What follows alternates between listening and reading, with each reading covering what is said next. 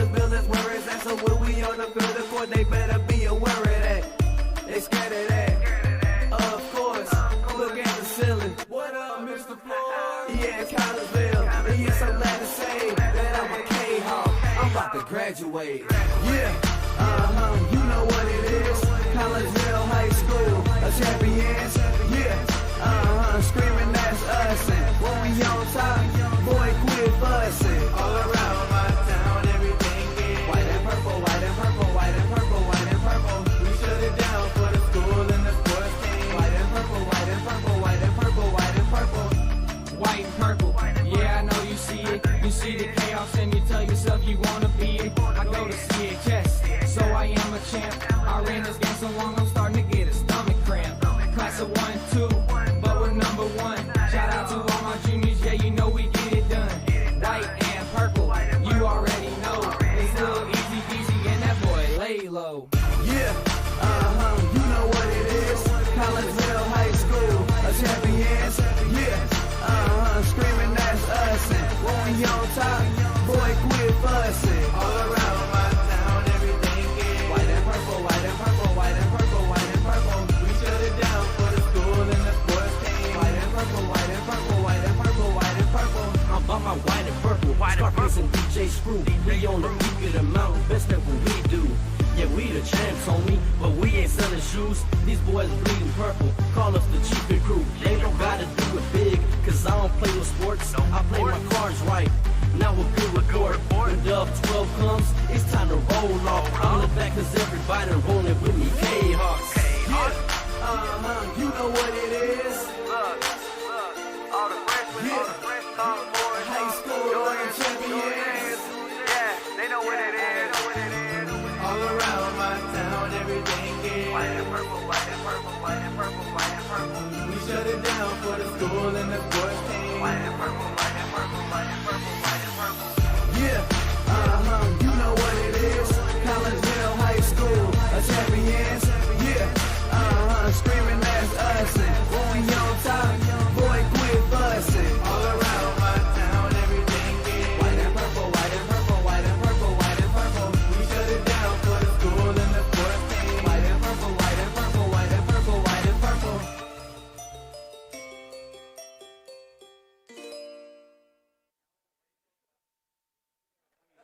And a very good afternoon, everyone, and welcome to Camelot Bowl here in Collinsville. I am Todd Duke. Glad that you're with us here on the Kahok Sports Network as we get you set for a little boys bowling action today. Southwestern Conference style as your Collinsville Kahawks get ready to take on the Edwardsville Tigers. And again, my name is Todd Duke. Welcome in to the Cafe Agape pregame show here on the Kahok Sports Network, brought to you by Cafe Agape in Collinsville, home of the Kahok Chicken Sandwich. Cafe Agape has been doing their thing since 2012, and that thing would be offering catering and some of the best home-cooked food in the area. Get your orders in for Christmas time now. You got a Christmas ham that you want to get? Well, you need to give Cafe Agape a call at 345-CAFE. That's 345-2233. Kahawks getting ready to take on Edwardsville. As we mentioned here, little boys bowling action. Full disclosure, we were supposed to cover the girls in this match today, but Edwardsville did not have enough girls to bring a varsity team. They have only brought 2 due to a conflict with the Edwardsville Tigers marching band. So we pivoted, and we are going to switch over and do some boys action, and then I believe a week from today, I was scheduled to do a boys match. We'll go ahead and do a girls match instead. So Collinsville comes into this contest when they're on their boys' side with an overall record of 1-2 under Coach Sean Hay. He is in his 22nd year. Edwardsville, they come in at 0-1, and their head coach is Craig Olow, and he is in his 14th year. Collinsville, their 1-2 record, that would be a loss to Belleville East, a win against Belleville West, and then a loss just this past Monday against O'Fallon. And they've also taken place in a number of tournaments, finished 6th in their very own Zach LeQuire tournament. They finished 6th out of 30 teams. In the Plainfield North Strike Fest, they finished 5th out of 40 teams. Heron Invitational, they finished 5th out of 14 teams. And they have played half of the Southwestern Conference tournament. And right now they are sitting in 4th place with 2 more rounds left. And those rounds will be coming up later this month on the 13th and the 14th of December. All right, so that sets you up with a little bit of Collinsville action. Not a lot to talk about for Edwardsville. They averaged 960 pins per 10 frames, and 1,028 pins in one single game was their game high. Collinsville, they're averaging 973 pins per 10 frames, and their game high, 1,143. We have some more information to pass along to you, but we'll hold on to a little bit of that just a little bit later as we take our first break. When we come back here on the Cafe Agape pregame show, we'll talk things over with Collinsville head bowling coach Sean Hay, and we'll do that in just a moment on the Kahok Sports Network. Cafe Agape serves up some of the best sandwiches, burgers, pork steaks, meatloaf, fish, and more in Collinsville. And yes, they still cater. Wedding receptions, luncheons, business meetings, and much more. And Cafe Agape is your destination for all of your holiday and party favorites, both main courses as well as delicious sides. Cafe Agape in Collinsville is the only place to pick up a Kahok sandwich or dog and the new Flamin' Kahok sandwich. Cafe Agape, check them out at 703 St. Louis Road. Give them a call at 345-CAFE. That's 345-2233. And don't forget to tell them Stewie sent you. Ogle Auctions in Collinsville, your place for online auctioning. Go to ogleauctions.com to check out the week's items up for auction. Ogle Auctions deals in everyday items like board games, t-shirts, clocks, antique items, and more. To collectible items, anyone in the market for, say, a trolley? Or maybe you're into more treasure troves like vinyl albums, cars, or motorcycles. And Ogle Auctions is always on the lookout for more auctionable items. Ogle Auctions of Collinsville. Auctions every Sunday at 7 p.m. Check them out at www.ogleauctions.com or call Kim or Mike Ogle at 618-218-2117. First National Bank of Waterloo, with over 100 years serving the Metro East. Visit First National Bank of Waterloo at their Maryville and Collinsville locations for all of your banking, mortgage, and lending needs. Why? Super low closing costs, low construction loan rates, and they do so much to support our local communities. When you need a loan, call the Collinsville team at First National Bank of Waterloo at 618-345-1121 or visit their Maryville and Collinsville locations or online at fnbwaterloo.bank. First National Bank of Waterloo, member FDIC, equal housing lender. Having problems keeping your ride on the road? Roadman Automotive in Collinsville can help you keep your ride rolling. Roadman Automotive offers everything from diagnostic tests when that check engine light comes on to tune-ups, alignments, brake and suspension work, and more. Oil changes at Roadman Automotive start at just $35. Roadman Automotive is open from 8 a.m. to 5:30 p.m. Monday through Friday and is located at 936 St. Louis Road in Collinsville. Check out the Roadman Automotive Facebook page for daily specials. Call Roadman Automotive at 618-223-1878 online at roadmanautomotivecollinsville.com. Roadman Automotive. Keep your ride on the road with Roadman Automotive. Cafe Agape serves up some of the best sandwiches, burgers, pork steaks, meatloaf, fish, and more in Collinsville. And yes, they still cater. Wedding receptions, luncheons, business meetings, and much more. And Cafe Agape is your destination for all of your holiday and party favorites, both main courses as well as delicious sides. Cafe Agape in Collinsville is the only place to pick up a Kahok sandwich or dog and the new Flamin' Kahok sandwich. Cafe Agape, check them out at 703 St. Louis Road. Give them a call at 345-CAFE. That's 345-2233. And don't forget to tell them Stewie sent you. And once again, we welcome you back to Camelot Bowl here in Collinsville as we get you set for this boys matchup between Collinsville and Edwardsville. And joining us now is Sean Hay, the head bowling coach for both the boys and the girls team. Coach, I gave full disclosure to everybody, man, but you got to back me up here. I was originally supposed to do a girls game today. Everybody should know that. That is correct. All right, tell everybody what happened. Well, apparently there was a choir event at Edwardsville that took all of their most of their bowling team. So unfortunately, Edwardsville can't field a full team today. So I think you and I both mutually decided that it'd probably be best to watch a full team in action versus what amounts to be a forfeit. Yeah, well, pretty much a partial team.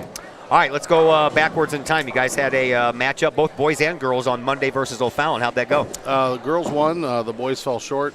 We had for the girls, obviously it's our first of the year, and we came out and bowled pretty well. I think we got contributions, of course, from our three main players, and we saw some good stuff from our I guess what we call newbies. Yeah. So our three main players are the ones that did a lot of varsity time last year. You got a lot of juniors on the guys team, very junior heavy. How about the girls side? The two are kind of mirrored. As far as the juniors go, we only have two of the juniors, but experience-wise, it's very similar to what the boys have. More seniors? Actually, we have three seniors. Three seniors, yeah. 3 seniors versus 2 on the boys' side. So definitely more. All right, yesterday, the Taylorville Charity Challenge to benefit the American Cancer Society. Tell everybody about that. Great time. I mean, honestly, it didn't matter win or lose. I mean, we did win, but it really didn't matter. It was about seeing what we can do to raise some funds, and a lot of enthusiasm. We did get some money from flat donations, but now we're collecting for the pledge money. So when someone, if they did a penny a pin, then if they rolled a 600, then they got $6, that kind of thing. So we have to give the kids a couple days to collect that money, but we'll have totals by next week, and we'll be posting that on Facebook and probably on the Kahok Athletic Twitter. Okay. All right, and one thing we did not talk about the last time we were here is if you want to come out and watch the team bowl, you don't have to pay any money, do you? You don't have to pay money, but you do have there is a canned good. There's a catch. There is a catch. There's a canned good or dry good that we are donating to local food pantries. So we're trying to make sure we space it out between Maryville, Collinsville, Caseyville. We're trying anywhere that feeds into our school district. We're trying to share with them. And how long is that going to be going on? That's going to be all season, and it'll probably be a regular thing from this point on. I think it's something simple. I think everyone's got that one canned good that's sitting in their pantry. Right. That you don't know why you bought it, but someone else would be more than happy to take it. Right. So I just had a couple girls tell me, we've got cans of carrots that don't do anything. So I would have eaten the carrots, but it's not for me. It's for our local hungry. Yeah, see, I got that stuff going on, man. I do HelloFresh now. We started HelloFresh during the pandemic lockdown, and now we do fresh vegetables instead of canned vegetables. So now I've got canned vegetables that we're just not using. Oh, we'll be more than happy. Next week I'll bring them in. Sounds good. Even though I don't have to pay to get in anyway. That's true. All right, Edwardsville versus Collinsville today, man. It doesn't really matter what sport it is. When it's Collinsville versus Edwardsville, there's always excitement on the line. Absolutely, and what's kind of cool is a lot of the boys on this team actually bowl in Camelot's leagues, and so they bowl with our boys all the time. So it's a little bit of a rivalry. Obviously, the more you know people, the more you want to beat them. All right, so of course. We're looking forward to that. All right, you are off to a 1-2 start this year, so give me your judgment of your team thus far. Oh, sure. At the beginning of the year, I kind of knew we were going to be a little shaky, trying to get some of the JV people up to varsity speed. When I say JV people, they're not JV anymore, but they were JV last year. And so we're trying to get them that experience, and this is why we do so many different tournaments and things.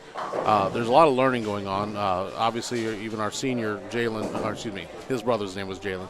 Evan was, again, not on the team for 3 years. He was bowled in middle school, so he's learning a lot of things that you would normally learn through JV, but he's learning on the fly. His game is varsity level, but his mental game is catching up to that. Right. So we're still in that learning phase. We're still having to take a few lumps here and there, and we're perfectly fine with that, as long as we are taking things and moving forward with them. Yeah. You guys have things spread out. For instance, Ben Sloan has the highest average. Cole Buckman and Sloan share the highest game. Brandon Campbell has the highest series. Spreading out the wealth a little bit on your team on Edwardsville, James Zugmeyer owns all 3 of those categories. How tough is he? James is a great kid. I mean, I see him bowling in tournaments outside of the organization. He's come to our camps. I've known James for quite a bit. He's a great kid, and I'd love to see him have the success that he's having. All right. Now, last time I was here, we were on the middle lanes, and you preferred that as opposed to the lanes that we're on right now. Explain why again. Actually, me personally, I prefer these lanes that we're on, but the kids tend to like it better in the middle. It's just the different parts of a house play differently. Sometimes you'll get a little bit more hook on one end versus the other, and it just matches up better for certain types of play. Oil's the same, but it plays different based off of the center. All right. Well, thank you very much for the visit. We'll talk to you at the end of the third match. Sure, thanks. Thank you. And as head coach Sean Hay of your Collinsville Kahok bowling team, we will take a break and we will come back and we'll have some bowling for you. We'll do that all in just a moment as the Cafe Agape pregame show comes to a close here on the Kahok Sports Network. Cafe Agape serves up some of the best sandwiches, burgers, pork steaks, meatloaf, fish, and more in Collinsville. And yes, they still cater. Wedding receptions, luncheons, business meetings, and much more. And Cafe Agape is your destination for all of your holiday and party favorites, both main courses as well as delicious sides. Cafe Agape in Collinsville is the only place to pick up a Kahok sandwich or dog and the new Flamin' Kahok sandwich. Cafe Agape, check them out at 703 St. Louis Road. Give them a call at 345-CAFE. That's 345-2233. And don't forget to tell them Stewie sent you.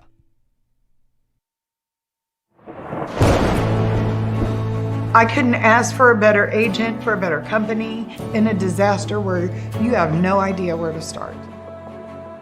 I learned that there's not a given in life. It takes a team. There's people that are going to watch out for us and that care.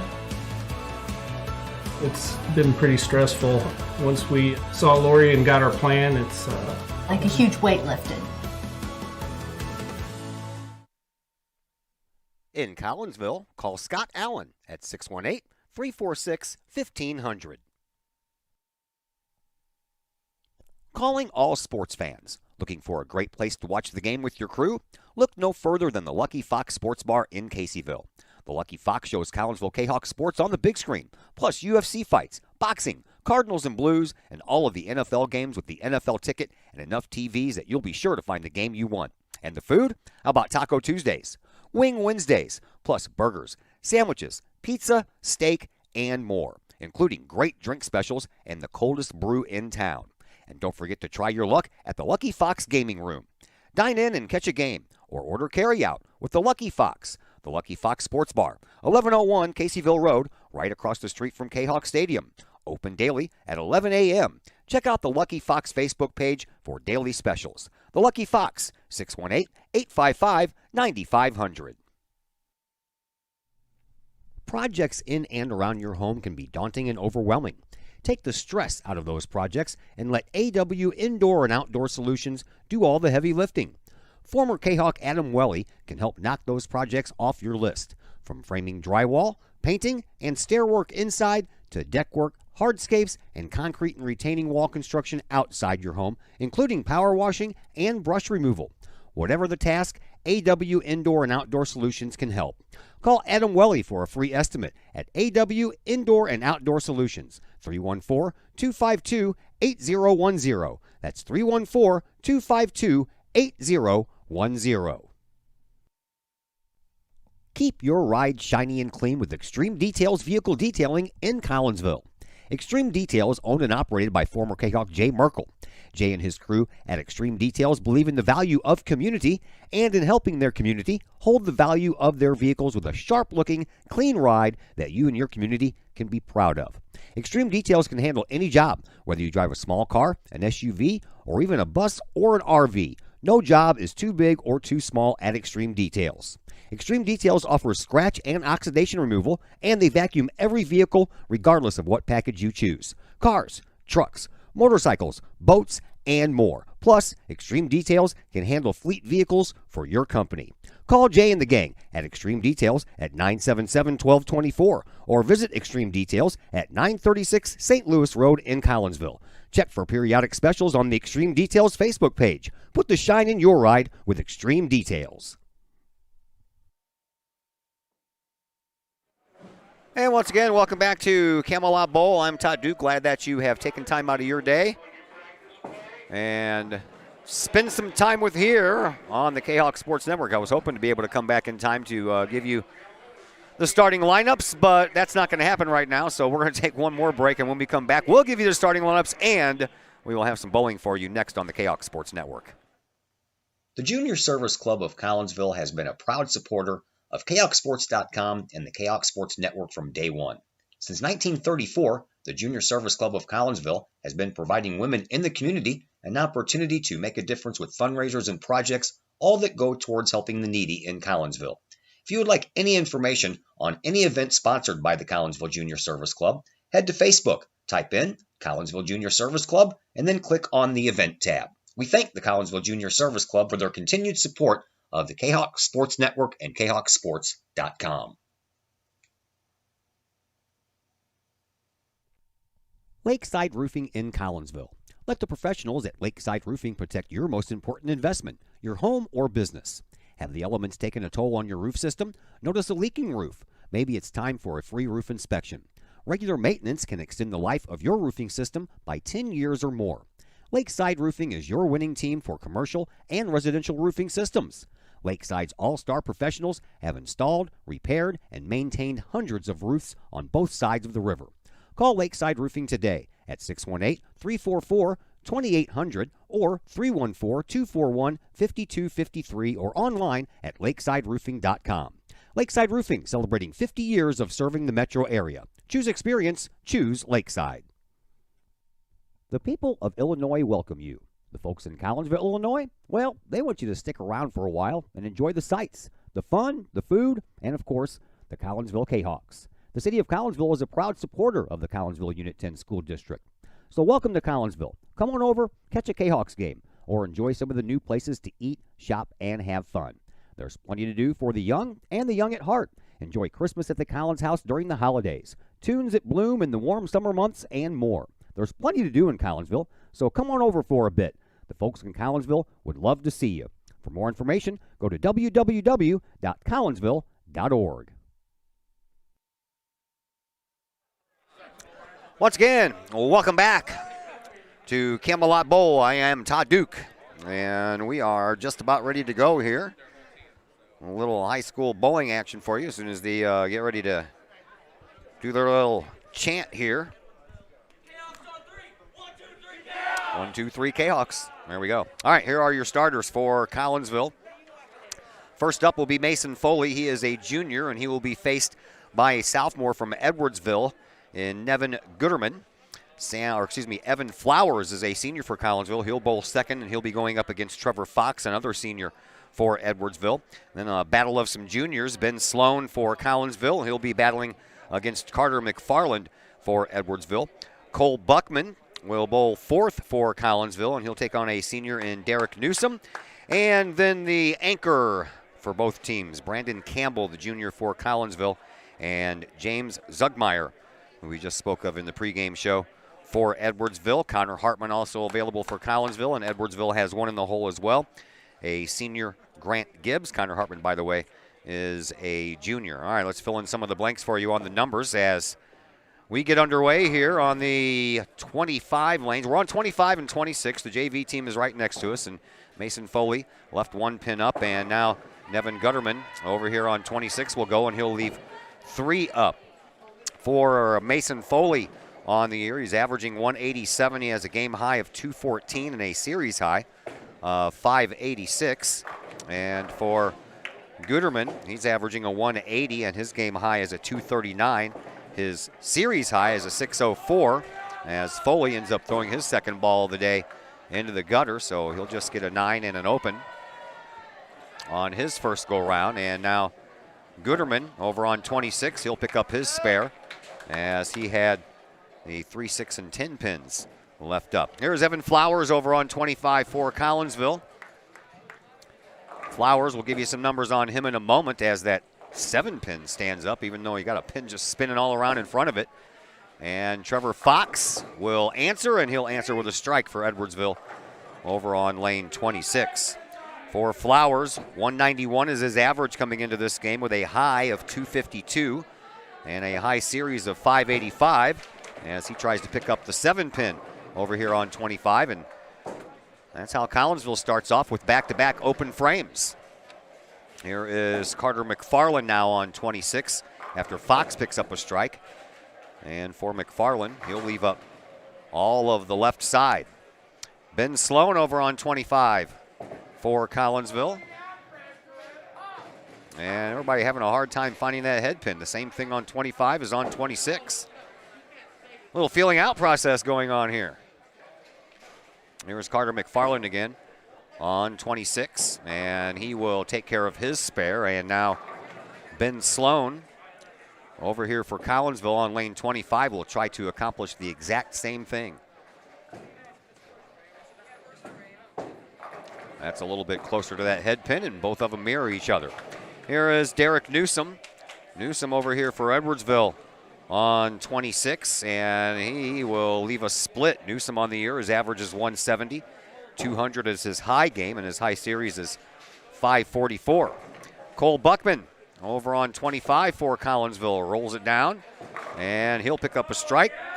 For Buckman, he leads in the category for Collinsville of game high. He and Ben Sloan are tied. They had a 255 as their game high so far. Buckman averaging a 202, and his high series a 594. Here's Newsom trying to pick up a split, but he'll just get the one. And now Brandon Campbell, the anchor for Collinsville, over on lane 25.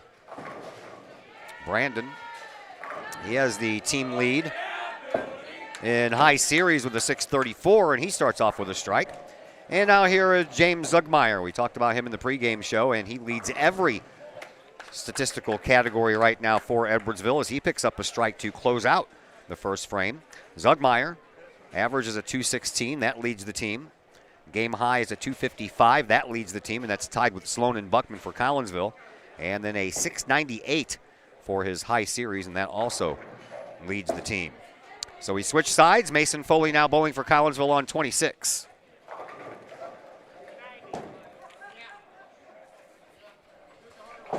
JVers are right next to us on 27 and 28.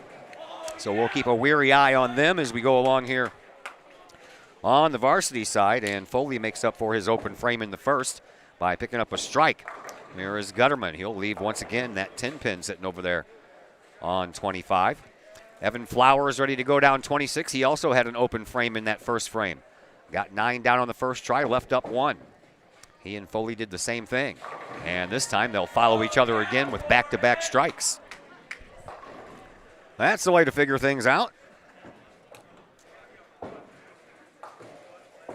There is Gutterman trying to pick up the 10 pin. He did the same thing that Mason Foley did, so maybe it's the lane. So an open frame for Edwardsville. Here is Ben Sloan for Collinsville on 26. And he'll leave a split. So that same thing happened over here to Trevor Fox.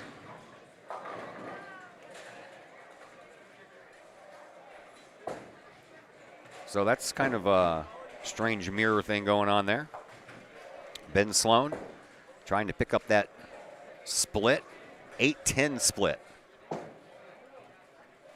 And he lets it fly. And he'll get just the 1 pin. Now here is Trevor Fox over on 25 trying to pick up his spare. He can't, so back-to-back open frames on 25, just like Foley and Flowers did for Collinsville when they started off the first frame over there. Here's Cole Buckman. Buckman and Campbell started off with strikes. There's Buckman, that big sweeping curve he's got on there, but he failed to hit the head pin, and he leaves up the 1, 2, and the 4. Meanwhile, Carter McFarland over on 25, he'll leave up 1. So Buckman trying to pick up his spare on the backside of a strike that he got to start off this game, or this match. It's a match and a game, isn't it? No, the match is all 3. The game is a game. Nice spare pickup. And now McFarland will try to pick up his spare over on 25 for the Tigers. And he does. So Brandon Campbell over here on 26 will close things out here in the second frame for Collinsville. Will he do it on 1 throw or 2? Picked up a strike his first time. And now Campbell ready to go. And he'll leave up 1.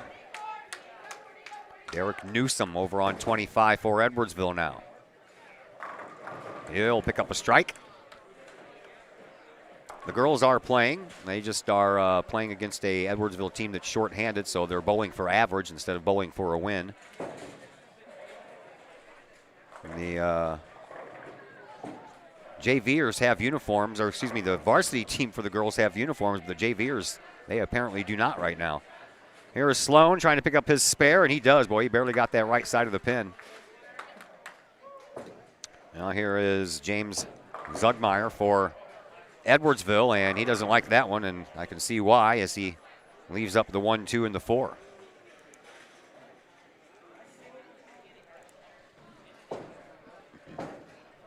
Busy week for us. Started last night with a little bit of hockey.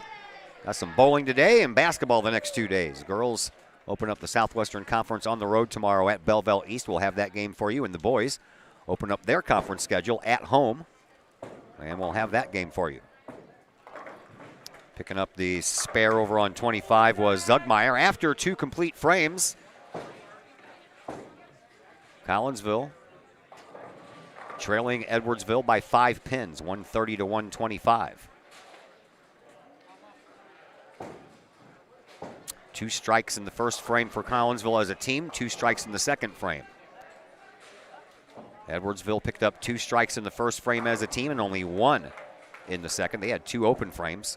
Here's Mason Foley on 25. 25 didn't treat him very nice the first time. Same exact thing. First time he bowled over there, he left up the 10 pin and didn't get it. Hopefully this time he can figure it out. Meanwhile, Nevin Gutterman over here on 26 for Edwardsville. He'll pick up a strike.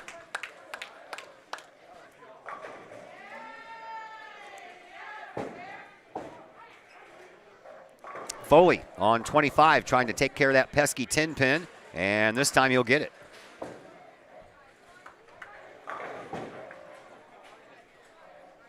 Trevor Fox now on 26 after the strike by Gutterman for Edwardsville. And he's off the mark, but gets 8 of them to fall down anyway. Here's Evan Flowers on 25 for the Kahawks. And he will take care of all of them as well.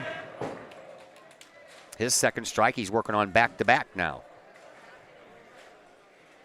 Fox on 26, trying to pick up the 1 and the 2. But he'll let Ben Sloan go first over on 25. Here's Sloan's throw down 25 for the Kahawks. He'll leave up 4. Fox picks up his spare.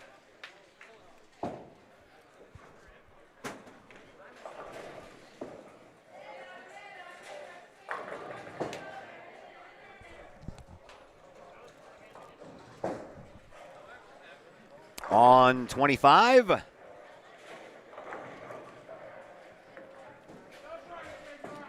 Kahok Ben Sloan trying to pick up his spare, and he does.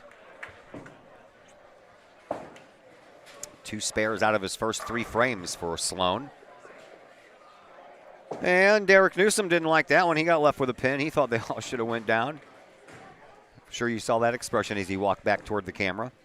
Here's Cole Buckman on 25 for Collinsville. And he'll take care of 7. Leaves the head pin. Looks like lane 26 went ahead and swept away that 1 pin that was waiting there for McFarland. So they're going to have to reset. Meanwhile, Cole Buckman over here on 25 trying to pick up his spare. And he does. So we're at a standstill over here on 26. Don't know what happened, why the sweeper arm came down and threw away the 1 pin that was still standing up for McFarland. Meanwhile, Brandon Campbell, the number 5 bowler of the 5 for Collinsville, will get ready to go here on 25. So once he's finished, it's a waiting game over here before Edwardsville can finish up their part of the 3rd frame. Here is Brandon Campbell, a strike and a spare in his first 2. And he'll have to pick up a spare on 25.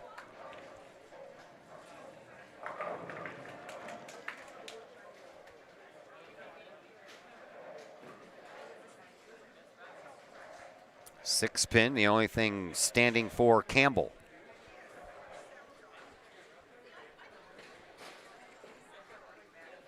We have a full week for you next week. Very full. Well, there the sweeper arm goes, taking care of all the pins on 26. Now they're going to set the one pin back down and let McFarland have at it.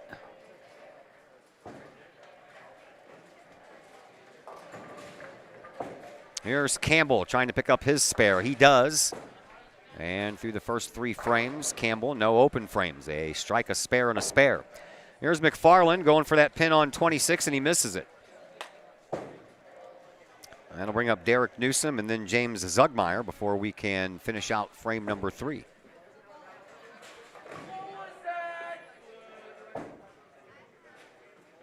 Newsom, he's ready to go on 26. It's on the way. Strike for Newsom, and that'll bring up Zugmeyer.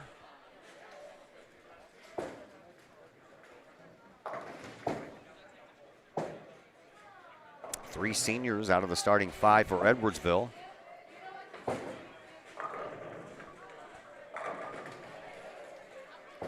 Zugmeyer waits.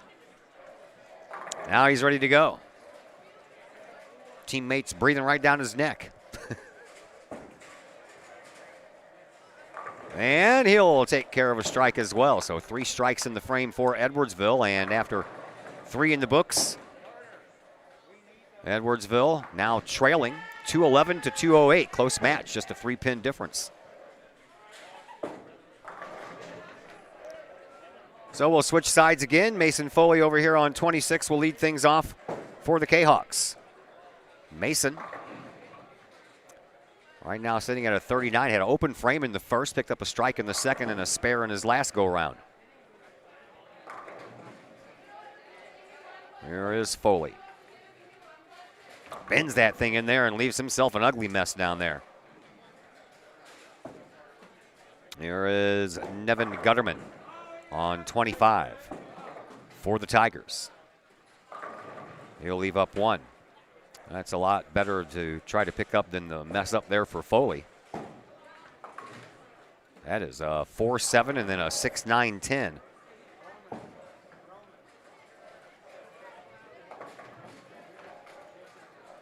No, you're not allowed to use 2.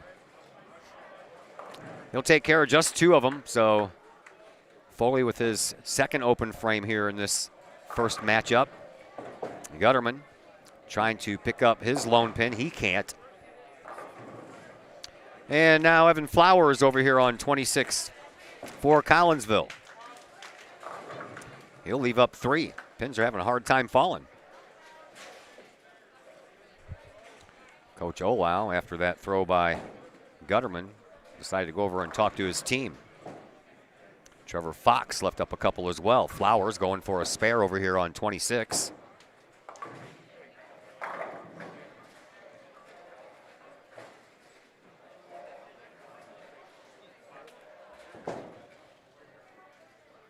And he left that one sleeper pin back there. Those are always tough. Fox trying to pick up his spare on 25. He does. There is Ben Sloan stepping up to 26. Jay Veers just finished up their 4th frame on the boys' side.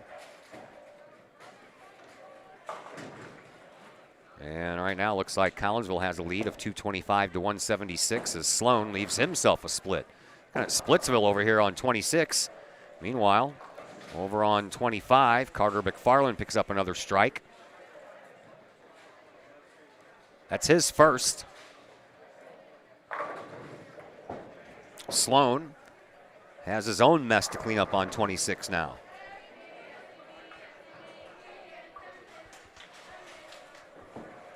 Here is that attempt. And he throws it into the gutter. Things aren't going too well here for either side right now. Derek Newsom mows down the left side and leaves up the right side. 3-6-10. All still standing. 4-6-10 was what Sloan was going after over here on 26, and he threw it in the gutter. So now Coach Hay talking to his team, while Newsom will try to pick up his spare on 25. He does. Cole Buckman due to come up next over here on 26. James Zugmeyer is not going to wait for that conversation to end, so he's going to go up on 25 right now. Zugmeyer picks up another strike. He has had 3 strikes out of his first 4 frames, with the only other frame not a strike was a spare. There's Cole Buckman on 26 for Collinsville. He'll take care of all of them as well. And that'll open the door for Brandon Campbell to come up and end this 4th frame.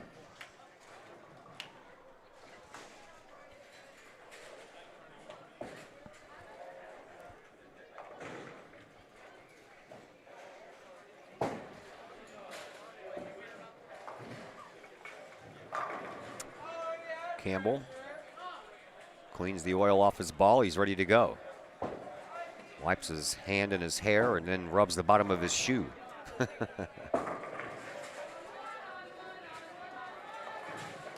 That's his throwing hand. Here he goes. Well, yeah, just keep on doing that then. Back-to-back strikes for the Kahawks. We have played 4 frames.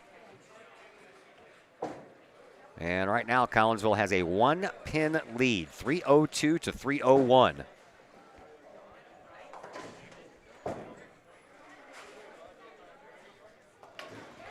Mason Foley over on lane number 5 where he started off.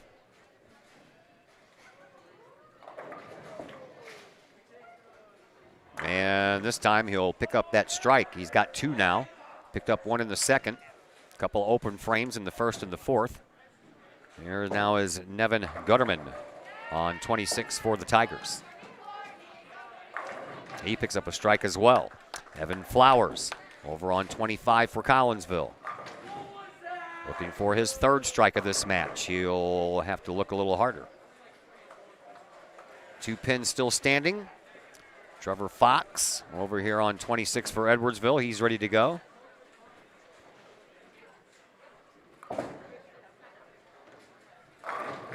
And he'll take care of all of them. Flowers on 25 trying to pick up his spare. He does. Carter McFarland now steps up on 26 for Edwardsville. Not a lefty in the bunch, is there?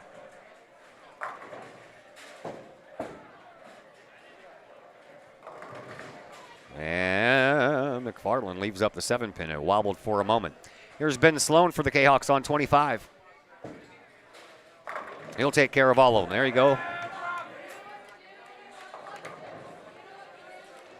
First strike of this match for Sloan. I'm sure that was a much needed weight off of his shoulders. And now Cole Buckman comes up. Buckman has 2 strikes and 2 spares in the first 4 frames. Here's his attempt. He'll leave up 2. 4-pin and the 7-pin still stands.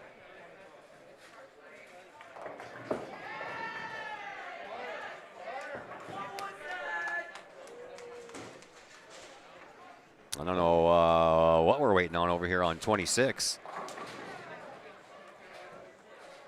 Oh, well, now another pin that was supposed to still be standing, and then it sweeper arm knocked him away again and put down a fresh set. If that keeps on happening, we're going to be here until 8. Here is Buckman over on 25. He'll take care of his spare. Buckman right now with no open frames. 3 spares, 2 strikes. Brandon Campbell getting ready to go up on 25 for Collinsville while we await another one. Is it Carter McFarland had that happen to him last time, didn't he? Keeps on happening to the same kid. It's a conspiracy, I tell you. And then he barely touches that thing. Just pushed it over to the side. Here is Brandon Campbell. Campbell also no open frames. Strike, spare, strike, and another strike. Back to back. Derek Newsom for Edwardsville on 26. He'll take care of all of them. That'll bring up James Zugmeyer. And Zugmeyer going for a turkey right now. Had a strike in the first and in the third and the fourth with a spare in the second. So Zugmeyer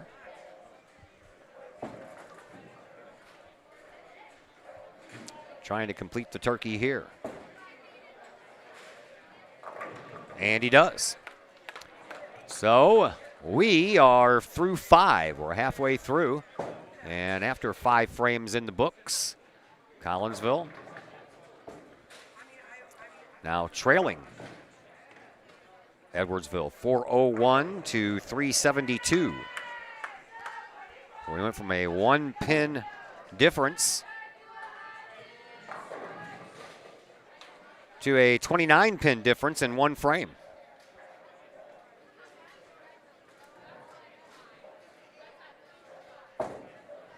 That was helped out by the turkey by Zugmeyer. Here is Mason Foley on 25, and he will pick up another strike. That's back-to-back strikes for him, 3 in the game.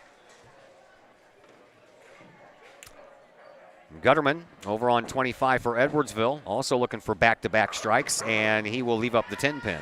Maybe. Boom, nope. Fell down at the last moment. Pin rolled right into it right before the machine came down to grab it. Here is Evan Flowers. Flowers doesn't like that. Turned around before the ball made it all the way down. Been there, done that, Mr. Flowers.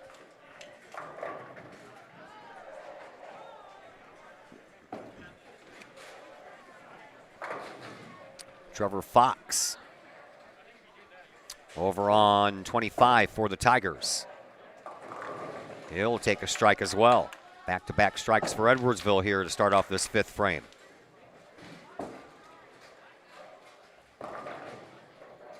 And no good on the attempt on the pickup for Flowers. Came close. Here's Carter McFarland on 25 for Edwardsville, and he'll leave himself a split. Meanwhile, Ben Sloan steps up on 26 for the Kahawks.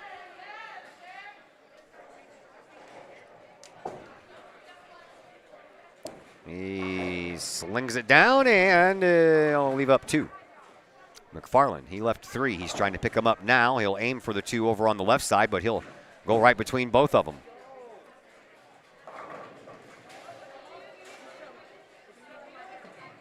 So an open frame there. That will help Collinsville make up some pins if they can pick up this spare. And still have a couple of more here.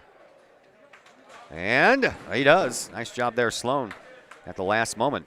Derek Newsom over on 25 for Edwardsville. He'll leave up 2 more pins as well. 6 and 10 still stand.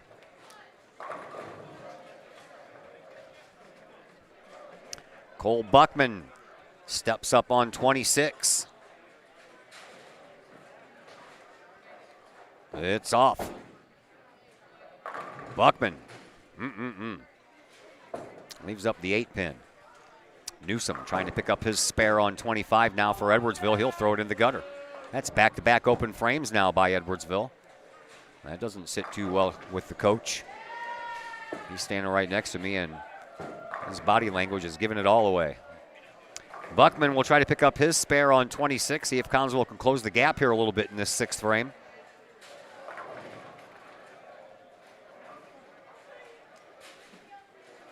Buckman lets it fly. And he'll take care of it. James Zugmeyer on 25 for Edwardsville. And he is off the mark as he was looking for 4 straight strikes. He'll have to try again some other time not to be here. He picks up 7 of the 10. And Brandon Campbell trying to pick up his own turkey. Campbell ready to go on 26. Here it is. Nicely done for the junior Brandon Campbell. That'll help. Zugmeyer will close out the 6th frame, and he'll do so with a spare. So after 6 frames in the books, Collinsville does close the gap a bit. 498 to 477. No, it's the same one. What? Am I doing my math right? Is that still 21 pin difference? It is, isn't it? Sure is. 2 open frames. Collinsville didn't have an open frame. How did we not catch up a little bit? Oh, yeah, we did have an open frame. Never mind. Here's Mason Foley on 25. I'll get my math skills working here in a moment. Foley, third time actually, he's left up that 10 pin. Missed the first one, got the second one. Now he'll have a third try. Here is Gutterman on 26 and the same thing. 10 pin up for Edwardsville. So once again, they mirror each other here. Foley has first crack at it on 25. And he'll throw it in the gutter. It's the second time. First frame he did that. Now in the 6th frame, same thing, same pin. Gutterman trying not to do the same thing. He'll let it fly. And he will get it. So advantage that round goes to Mr. Nevin Gutterman. Here is Evan Flowers for Collinsville on 25. He'll leave up the 10 pin. Is the 10 pin stuck over there or what? Somebody glue that thing down? Fox on 26. He'll leave a split. That's a doable split. Not that I've done it on occasion, but it's a doable split. Yes, I did bowl back in the day. I was on bowling leagues and some of my stops in radio land across my radio career. Farmington, Missouri, and Lake of the Ozarks, I was on a bowling team. Here's Fox trying to pick up that split. He won't. Head on. Ben Sloan over on 25. Sloan strikes them all away.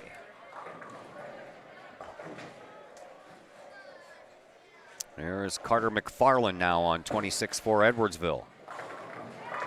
And he'll take care of all of them as well. Cole Buckman up on 25. He can do that as well. I've seen him. He's done it before. Here he goes. And, man, there's that 10 pin again. Jeez Louise. I've never seen one pin on one lane stick so much as this 10 pin is over here on 25. That's just crazy talk. Derek Newsom on 26 now for Edwardsville. Curved at the last moment, just missed the head pin. Buckman on 25, trying to pick up that 10 pin, and he'll throw it in the gutter too. Man, what is going on over there on 25? Can the Kahawks request just staying on 26? Can that be a thing? No? Okay, just checking. Newsom on 26 has 4 pins left in front of him.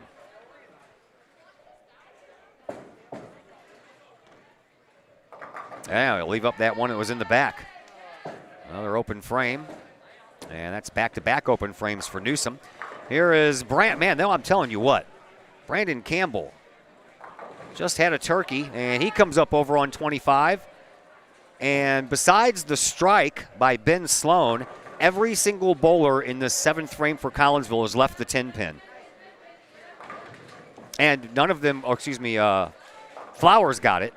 He got his, but Foley and Buckman missed theirs, so now it's Campbell's turn to see if he can dislodge that 10 pin from its seemingly permanent spot over there. Here he goes. He'll take care of it. So, well, that was a adventure in bowling, wasn't it? Here is Zugmeyer on 26 trying to pick up his spare, and he will. So, the 7th frame has come to a close. Collinsville has closed the gap just a little bit more. They're behind by 8 pins now. 589 for Edwardsville, 581 for the Kahawks as we get ready to start this 8th frame.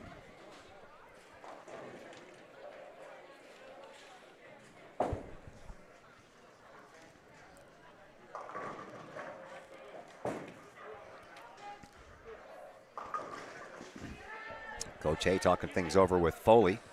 So while he's doing that, Gutterman up on 25 for Edwardsville. Spare his last time up, and he gets a strike this time up.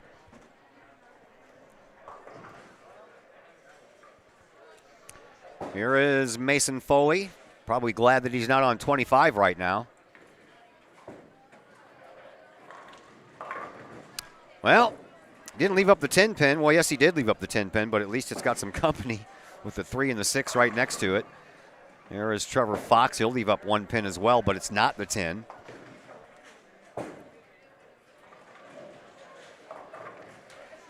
Foley trying to pick up his spare on 26.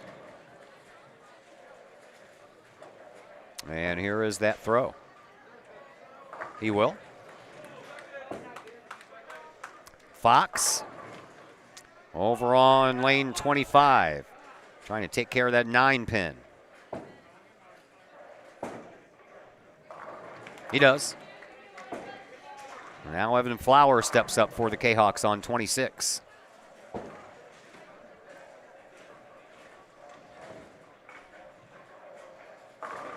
And he picks up a strike.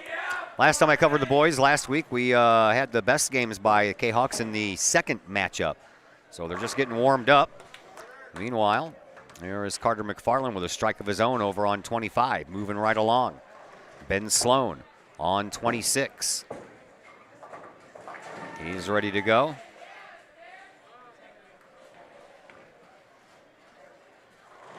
And he lets it fly. Went over and curved onto the left side of that head pin. Leaves up 2. Here's Newsom on 25 for Edwardsville. He'll take care of all of them. 3 strikes in this frame for the Tigers. And they're down to their last bowler here in frame number 8, and James Zugmeyer. Here's Ben Sloan on 26 trying to pick up his spare.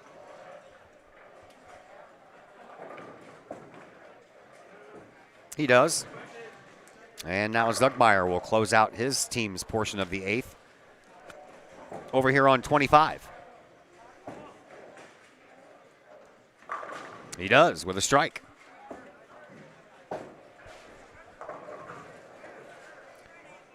So Cole Buckman on 26, trying to keep pace. Yeah. He was wanting it to stay over to the right, but it went over to the left, and he'll leave up 3.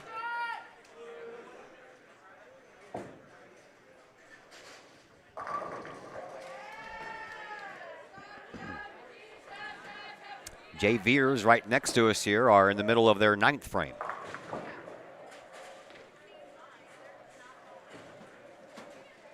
Here's Buckman's attempt to pick up that spare, and he does. 4 strikes and a spare for Edwardsville in that 8th. Right now, Collinsville has 1 strike and 3 spares, and trying to pick up the 4th spare, as the Cowks are going to take a little bit of a hit here in this 8th frame. Girls are already starting their 10th, but remember, Edwardsville only has 2 bowlers over there, so it's not taking as long. Brandon Campbell for Collinsville, trying to pick up this strike, and he does. And the 2nd strike for Collinsville in this frame. And after 8, Edwardsville still up by 8 pins, 669 to 661. 9th frames here.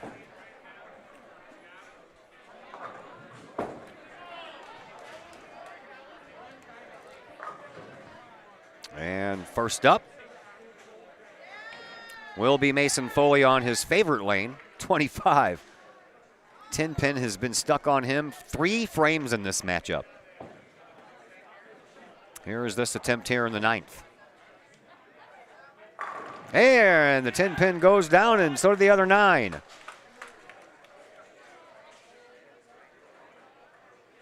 Fifth strike, or excuse me, the 4th strike for Foley here in this first game. Here is Gutterman on 26. He'll take a strike as well.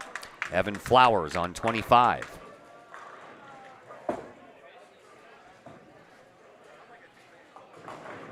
Mmm. 10 pin stayed. What do you know? Curses. Here's Trevor Fox on 26. Fox, back-to-back strikes for Edwardsville to start off this 9th. Flowers has a split. 7-4 on the left side, and yep, you guessed it, the 10 pin over here on the right side. Here is Carter McFarland now for Edwardsville. And that one hugged that gutter line, man. Hugged it. Flowers on 25, going for the 2 on the left, and almost kicked it over there to get that 10 pin, but not quite. Tough sledding over here on 25, I'm telling you.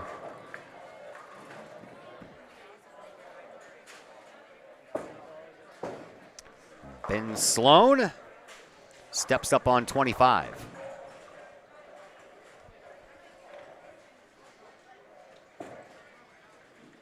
Sloan with a strike.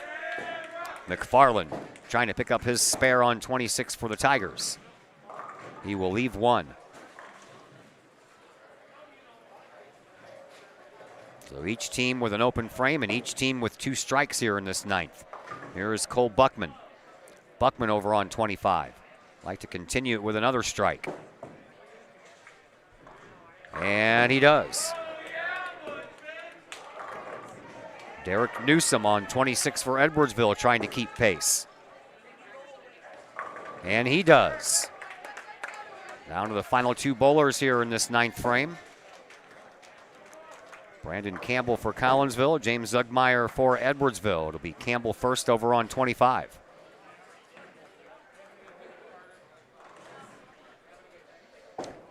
Campbell looking for back-to-back strikes, so is Zugmeyer. Here's Campbell's try. He takes the strike, and now Zugmeyer. Oh, he throws it in the gutter. I think he hit it off his toe or his ankle.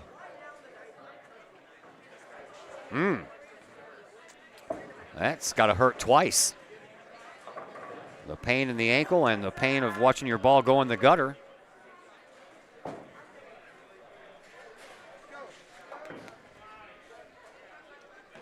And we'll see what Zugmeyer can do here, trying to pick up this spare on 26 as we are 1 throw away from heading into the 10th and final frame of this first match. Here is Zugmeyer. He will leave up 2, and that'll help Collinsville out at the end of 9. Collinsville now trails by 7 pins, 766 to 759. And the 10th frame coming up, chance to get some bonus shots here.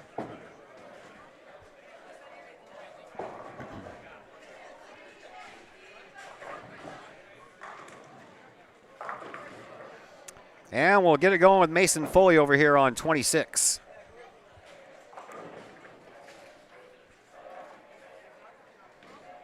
Foley lets it fly.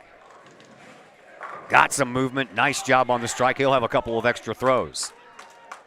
Devin Gooderman over on 25. He'll try to match.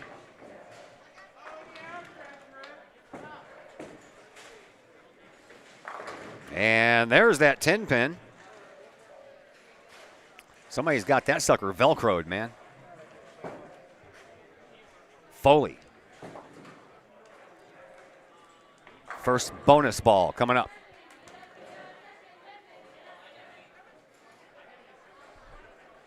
He'll let it fly. And they're in back-to-back strikes. That is a turkey for young Mr. Foley. Gooderman. He'll pick up his spare, and he'll have 1 extra throw. One more throw coming up for Mason Foley as well. And that'll end his first match.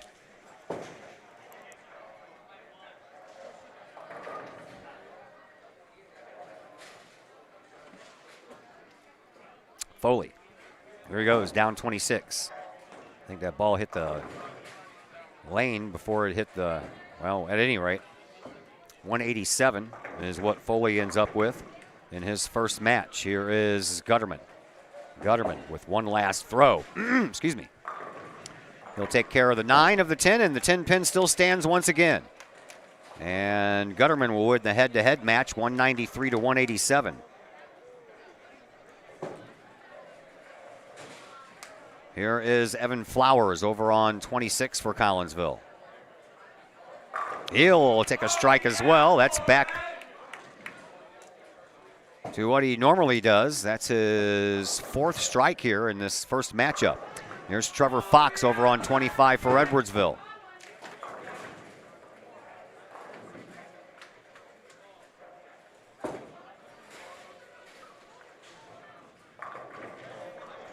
Flowers on 26.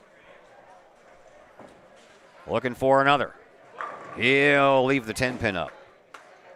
Fox over here on 25 for Edwardsville, trying to pick up a spare. He only picks up one. So he will end up with a 166. And Evan Flowers trying to knock him out here, and he picks up that 10 pin. And still, Fox holds on with that 166. 166 for Fox, 158 for Flowers. So already 2 head-to-head matches go for Edwardsville. Here is Ben Sloan.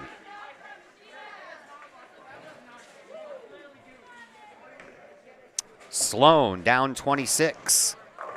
He'll take a strike. Everybody strike on the first one here. Carter McFarland missed. He got a gutter ball on his first try, so this is his second. He's got to get a spare if he wants an extra ball. And he is not going to get the extra ball.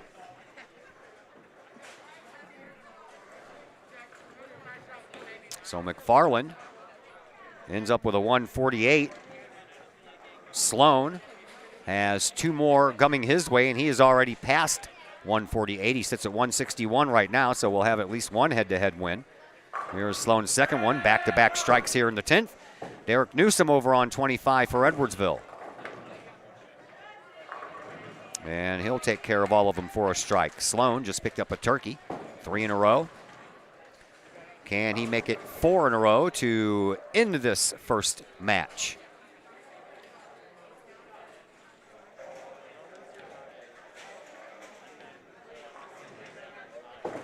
Here's Sloan. And that's a nice way to end it, man. 4 strikes to start there, to end things, excuse me. And Sloan will end up with a 191. Here is Newsom on 25. He'll pick up a strike. And that is 4 in a row for Newsom. Here's Cole Buckman. Buckman on 26 for Collinsville. There you go. Newsom, one more throw coming his way.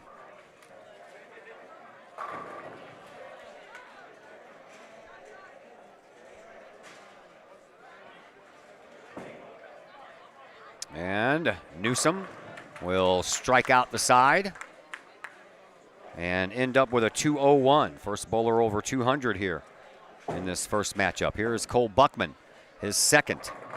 And he'll leave a split to try to pick up on his last throw. James Zugmeyer over on 25 for Edwardsville.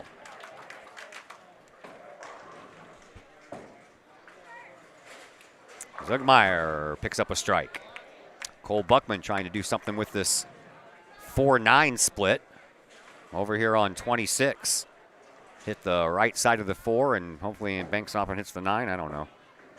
Or hit the left side and kick it over. That's a nice pickup there by Cole Buckman. Oh boy, that was beautiful. Hit it on the opposite side. That's what I'm talking about. Buckman will fall short though. Derek Newsom had the 201 we just told you about, so he'll win that head-to-head match. And now we're down to our final 2 bowlers. Brandon Campbell yet to throw his first on 26. Zugmeyer already has a strike. He's waiting for his final 2. And here is Campbell. Campbell will leave a left the 7 pin. Was going to be a split. Here is Zugmeyer on 25. He'll take a strike.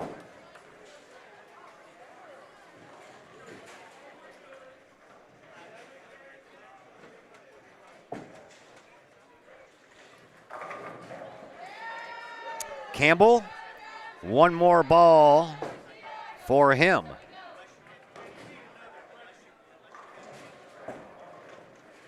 Trying to pick up that spare, he does. And Campbell ends up with a 217. And Zugmeyer ends up with a 210, so Campbell picks up the head-to-head. And the game belongs to Collinsville, 9:45 to 9:18. Oh, excuse me, Campbell's not done yet. Campbell's already won. He's going to add on to that 217. Sorry. Getting a little ahead of myself here.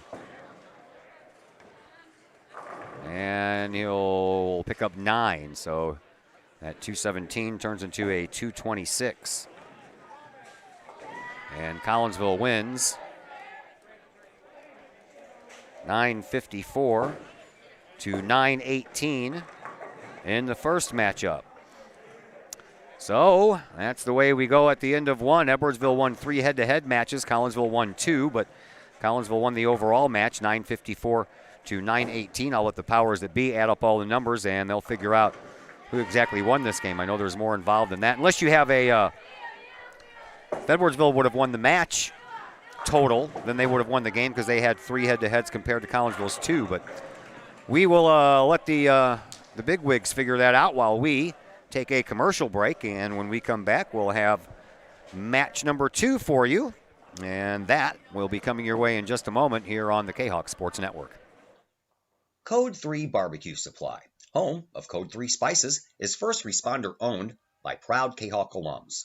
Located at 302 East Main Street, Code 3 Barbecue Supply is your home for one-of-a-kind everything barbecue headquarters, providing the best American-made barbecue grills, smokers, rubs, sauces, accessories, and cooking expertise from professional barbecue experts.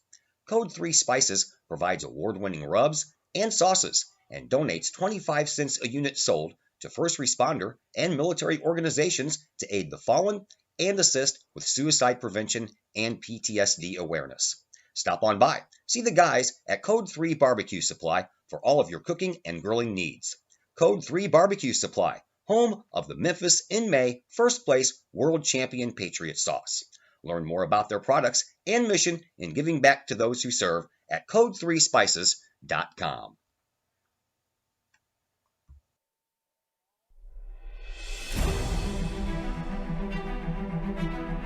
At Visionary Wealth Advisors, we empower you to see your future before it's your future, to create your inheritance,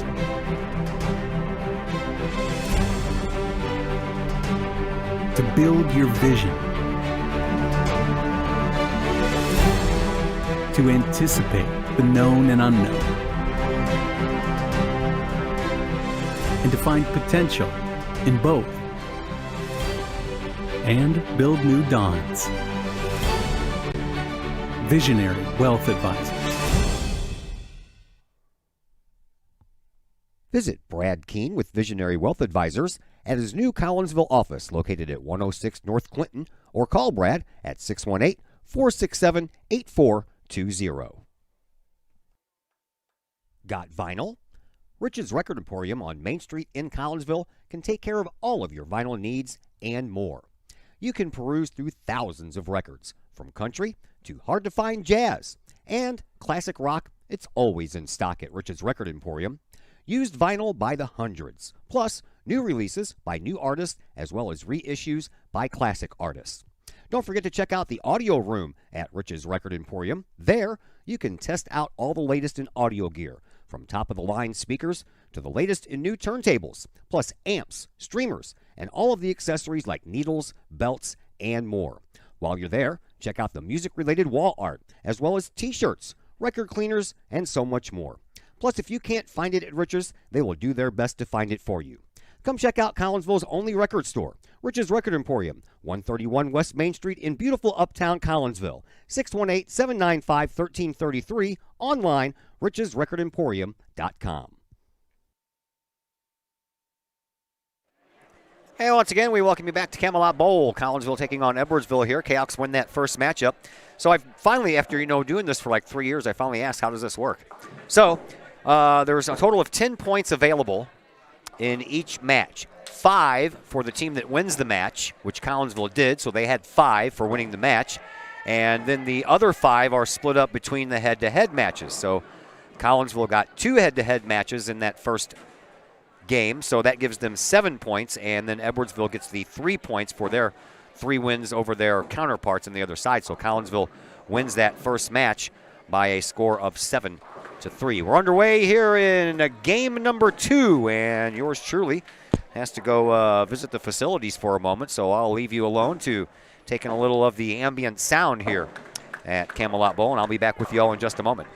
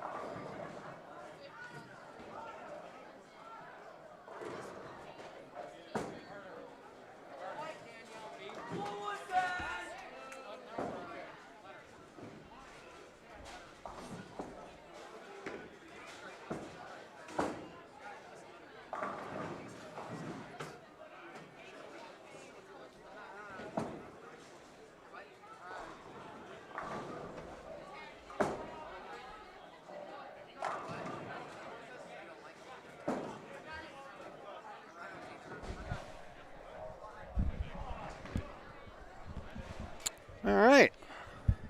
I am back. And we are almost through frame number 2 here in this second matchup. Collinsville won the first matchup. And we're down to the final 2 bowlers here in this second matchup. And here is James Zugmeyer on 26 trying to pick up his spare. He does. And that will end frame number 2. And right now, 133 to 122. Edwardsville with an 11-pin lead right now. Basketball season kicks off in earnest tomorrow. At least my side of basketball does. You know, the girls have been playing for a while. Boys did too. Girls are 5-2. They take on Belleville East at Belleville East tomorrow. We'll have that game for you. The boys are also playing Belleville East on Friday in their conference and home opener. We'll have that game for you Friday from Virgil Fletcher Gymnasium. Here's Mason Foley on 26, knocks down 8 of the 10. Evan Gooderman over on 25 begins his team's third frame. And does so by leaving up 3, and he left himself a split.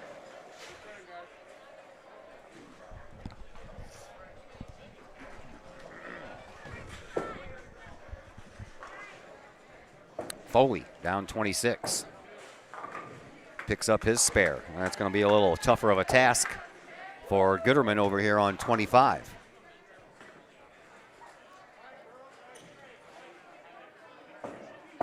He'll go for the 2 over on the left side. He'll hit both of those and leave up 1. Here's Evan Flowers for Collinsville on 26. He'll take a strike.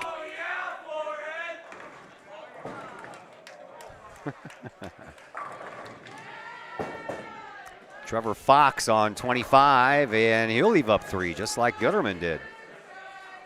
At least Fox has a little bit better of a chance to pick up his spare than Gooderman did.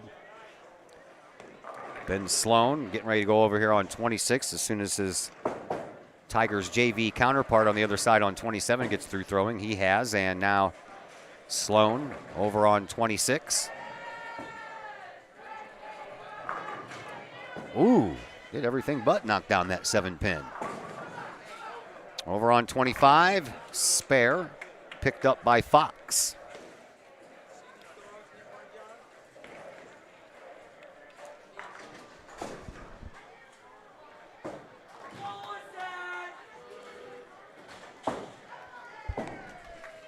On 25, Carter McFarland. He'll leave up a couple. Edwardsville having a tough time over there on 25.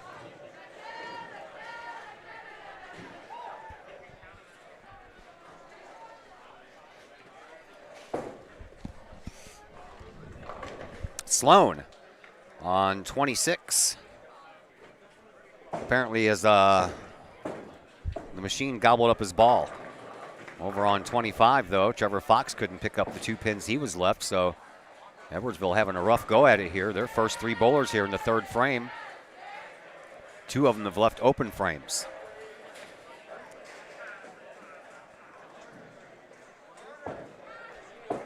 So Ben Sloan waiting for his ball to come back to him. In the meantime, Derek Newsom will take his turnover on 25.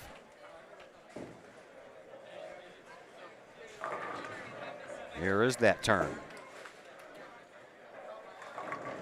He'll leave up 2. Man, I'm telling you, 25's not been very kind to either team, but here in this third frame of the second game, really not kind to Edwardsville.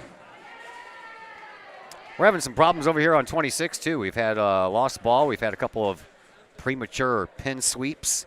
But now Sloan's ready to go to try to pick up that 7-pin. And he misses. Newsom. He has a 6-10 over here on 25 he's trying to pick up. And he will. Cole Buckman gets ready on 26.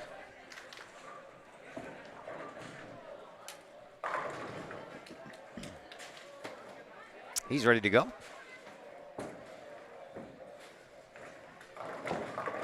And he'll leave up 1. James Zugmeyer, the anchor bowler here for Edwardsville on 25. He'll pick himself up a strike. Second one here in the second match. Sandwiched in between those 2 strikes was a spare in the second. Buckman trying to pick up a spare right now.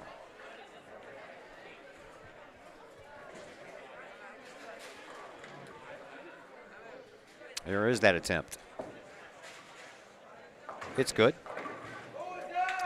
And Brandon Campbell will become the final bowler here in frame number 3 of game number 2.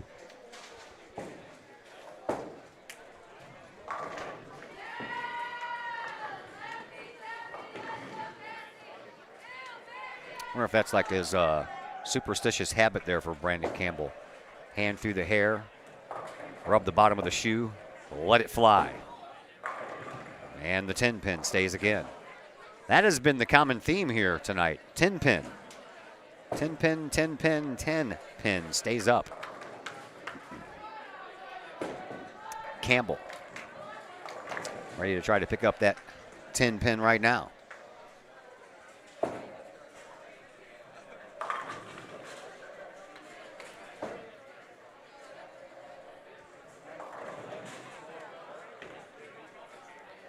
And here he goes.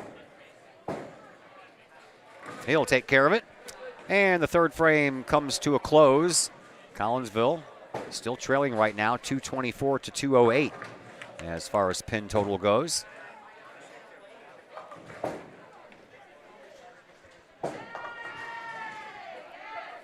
Now we'll switch them up again. Collinsville's turn to take a chance on lane number 25. Foley, strike in the first and second, spare in the third. Here is his throw in the fourth. He'll have another strike to his credit.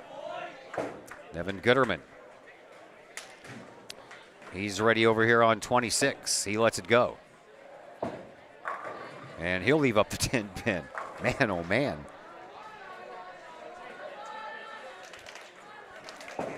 Evan Flowers on 25 for the Kahawks. Oh, got more than he probably thought he was going to get after that ball missed the head pin, but a little backsplash there by some of the pins took care of that, and the only thing left is the 2. Gutterman on 26 trying to pick up that pesky 10 pin, and he does. Now Flowers over here on 25 trying to pick up the 2 pin. He does. Trevor Fox on 26 for Edwardsville. Right down the middle, man. That was the straightest ball I've seen here all night. Everybody else has got this curve going on. That's the one thing I could never learn how to do is throw a curve. Mine's more of a slant.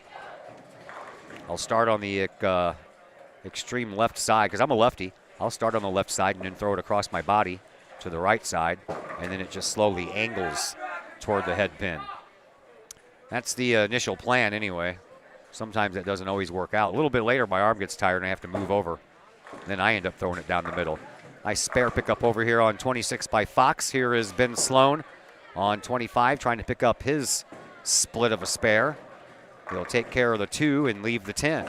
And again, the 10-pin theme continues.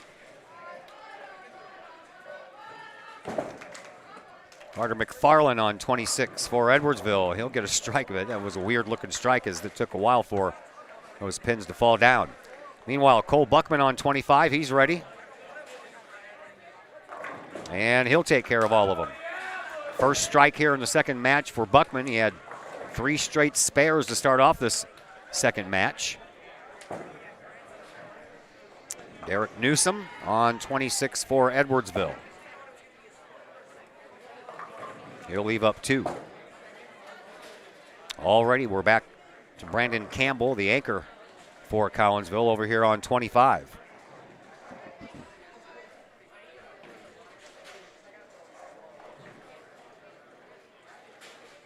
Campbell's ready. Here it is. Good for another strike. Newsom will miss his spare on 26.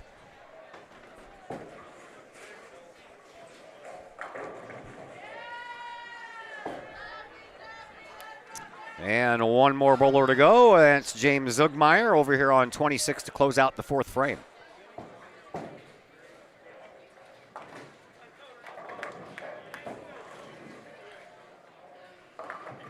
He'll knock down 7. And he'll leave himself the 3, 6, and the 10 to pick up for a spare. Collinsville has gained control of the lead here.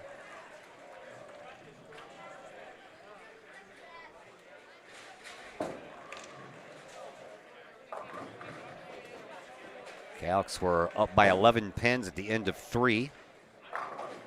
We'll see what Zugmeyer has in store here. And he'll pick up a spare. And after 4 frames in the book, Collinsville still leads 306 to 297. So a 9-pin lead now for Collinsville. Shrunk by a couple.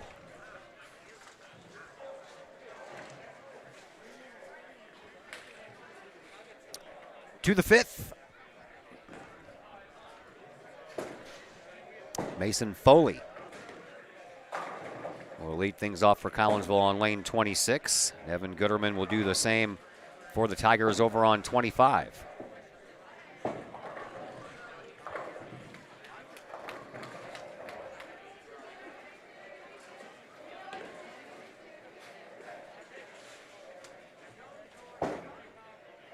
Foley. He steps up.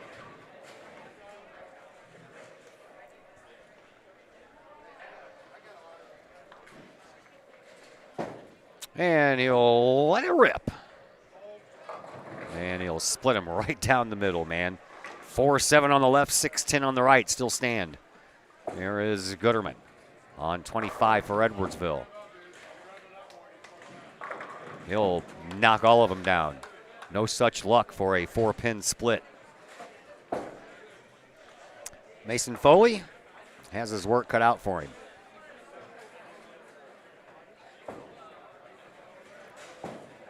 Takes care of the 2 on the right. Trevor Fox, he's ready to go on lane 25 for Edwardsville. And he throws it in the gutter. He got a pin after it bounced at the last moment, but he won't get credit for that. Once it enters the gutter, it's in the gutter.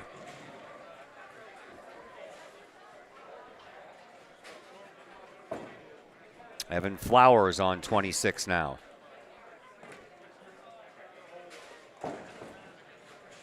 He'll let it fly, and he will leave the 10-pin up as well. Why not? I think everybody's left the 10-pin up at some point. A little delay on 25. They have to take away the 1 pin that the electronics says was taken down by Fox. Meanwhile, Flowers trying to pick up his 10-pin. He does.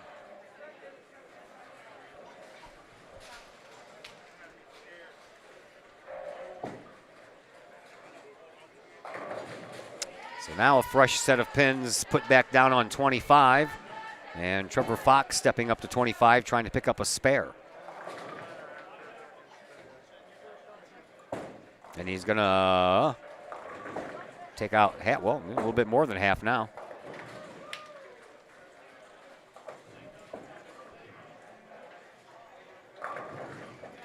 Looks like young Mr. Connor Hartman has checked into the game for Sloan.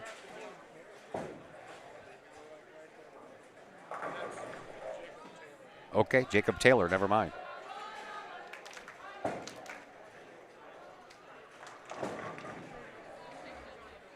So Sloan bowled the first 4 frames, and now Jacob Taylor in to take his place. Taylor has a 10-pin up his 2. See, now he's going to come in and he's just going to automatically have a 10-pin to pick up, and that's not very fair. Everybody's like, oh, you know what? Everybody else has been leaving the 10-pin. I might as well too.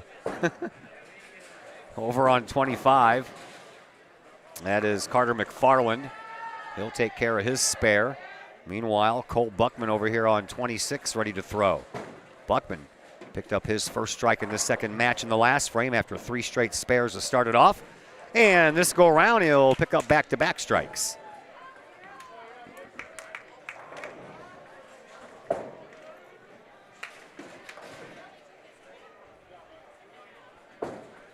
Derek Newsom on 25 for Edwardsville.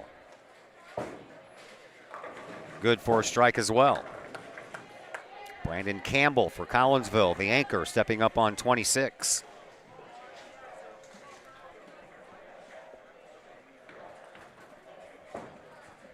It's on the way. And good. James Zugmeyer over on 25 now for Edwardsville. And that one hugged the gutter line a little bit too long. He turned around, didn't even notice that he got 7 pins down.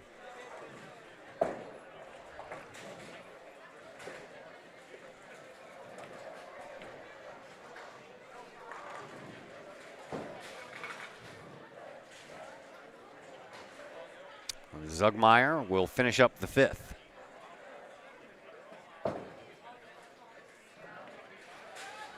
And it's on the way. And he'll take care of the spare. So we're halfway through match number 2. Collinsville now with a 19-pin lead, 390 to 371. We begin the 6th.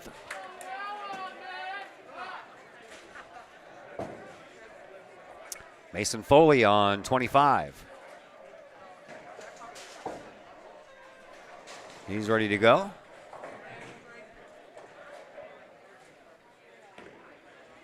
JVers are almost through with their 7th frame of their second match. Here is Foley, gets that bend and can't get that 8-pin to fall.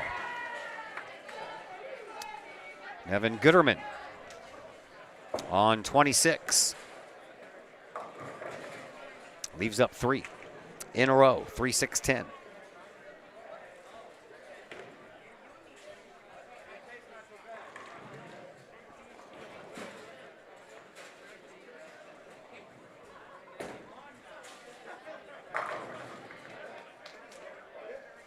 Foley on 25 trying to pick up his spare, and he will. And now Gooderman over here on 26 trying to do the same for Edwardsville.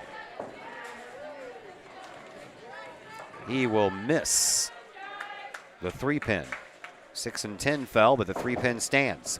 Evan Flowers on 25 now for Collinsville, and he'll leave up 3 as well. Trevor Fox sets himself up over here on 26 for the Tigers. Just a little bit of a curve on that ball, not much. He leaves up the 7-pin. It was a nice day outside today, man. Temperatures in the mid-60s, sunshine in the afternoon. It was awesome. Even more tomorrow. Here is Flowers picking up his spare. Temperature is supposed to get up over 70 tomorrow. It's the first day of December. Happy December, everyone. And Fox misses his 7-pin. Here's Jacob Taylor now on 25. Taylor picks up a strike. Got a 10-pinner on his first attempt after he filled in for Ben Sloan. Here is Carter McFarland on 26 for the Tigers. He'll leave 2 up. Meanwhile, Cole Buckman on 25. He's ready to go already. And here is that throw. Another strike.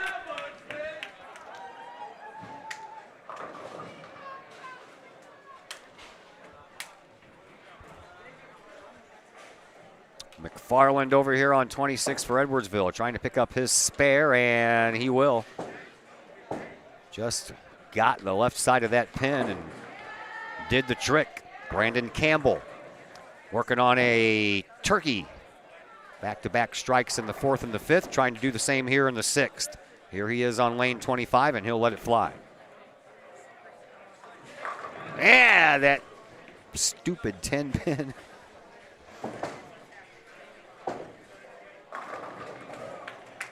Eric Newsom got all of them down, including the 10-pin over here on 26.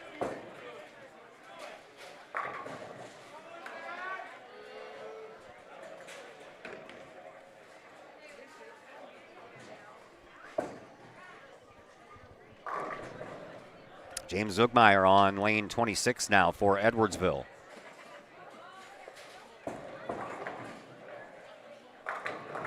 He'll pick up a strike, and Edwardsville is ready to head to the 7th. So is Collinsville after this throw by Campbell trying to get the 10 pin. He bounced it out of the gutter. That won't count. So he does not get credit for the spare. We'll have to wait for the adjustments to be made before we can give the total score here. Collinsville will still be in the lead, but it'll be by one less pin. And that lead is 484 for Collinsville, 456 for Edwardsville.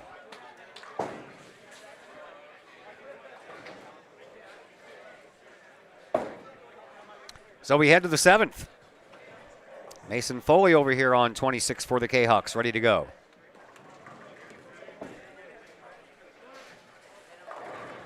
Foley lets it fly.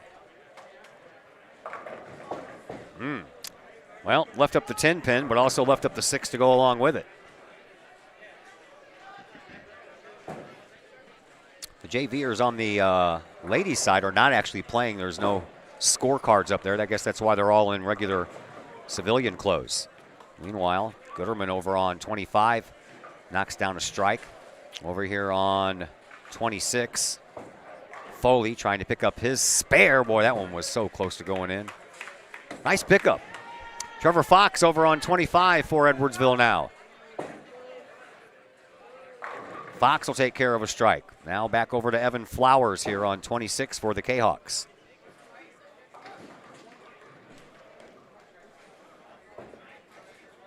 Flowers. He'll take a strike as well. I thought that's what they were saying. Oh yeah, forehead. That's not nice. Over on lane 25, Carter McFarland throws a strike as well, and Edwardsville 3 straight strikes to start off this 7th frame. Trying to make that comeback. Here's Jacob Taylor for Collinsville on 26. Taylor trying to pick up his 2nd strike in a row. And he will. Derek Newsom on 25 for Edwardsville. Ooh, a split.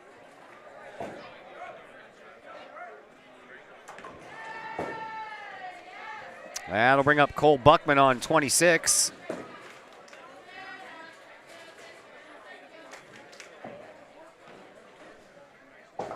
Buckman's ready.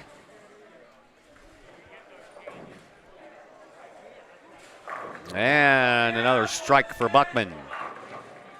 Buckman picks up his 4th strike in a row. Derek Newsom over here on 25. He's left with a split. And here's that attempt. He'll miss them both. Brandon Campbell ready to try to end the 7th frame here for Collinsville.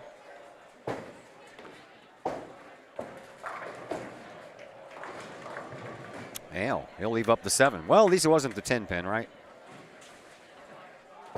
That's what I keep telling myself. James Zugmeyer over on 25. He'll leave up the same pin. 7 pin stands on both 25 and 26.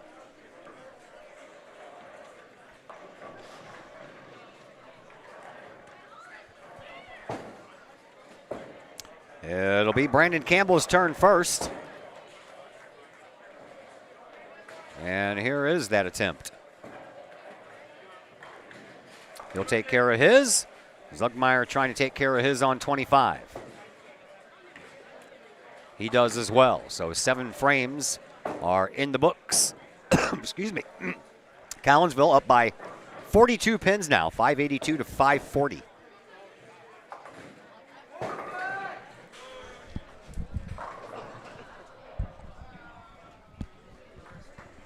We head to frame number 8. JVers are heading to frame number 10. Right now, Collinsville trailing in this one. Or excuse me, they're winning this one, 585 to 407. And there's the beard boy, Mason Foley. Their words, not mine. Here is Gutterman for Edwardsville on 26. He'll leave 1 pin standing. This time it's the 9 pin instead of the 10 pin. Evan Flowers on 25 for Collinsville. He leaves a group of them standing there.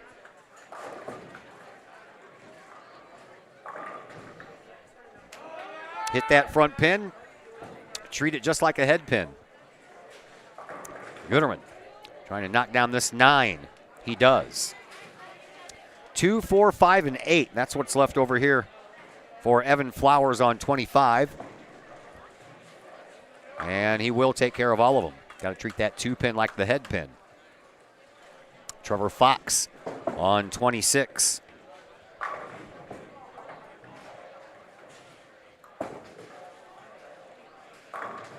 And he'll leave up the 8 pin. There is Jacob Taylor on 25 for Collinsville. He'll mow down the left side, keep up the right side. Took some pins behind that left side with him. But he'll have a 3-pin spare to pick up here. Trevor Fox has 1. Over here on 26, he'll try to pick off that 8. Ooh, just missed. Taylor on 25. He'll take care of his strike. Or, excuse me, spare.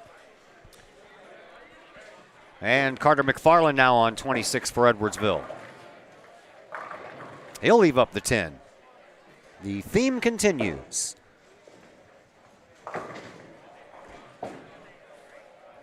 It's a 10-pin leave-up kind of night. Cole Buckman on 25 for the Kahawks. He'll take a strike. Take care of that 10-pin on the first shot. Here is the 10-pin try by Newsom, and he'll miss.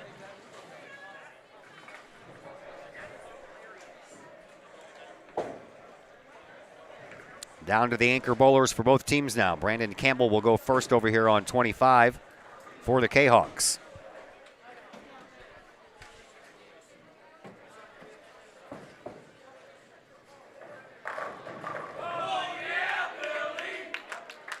Newsom, is the 4th bowler. I was 1 ahead.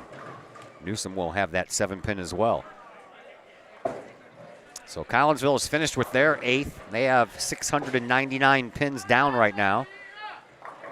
And with Newsom with 1 more throw and Zugmeyer coming up, right now Edwardsville stands at 605.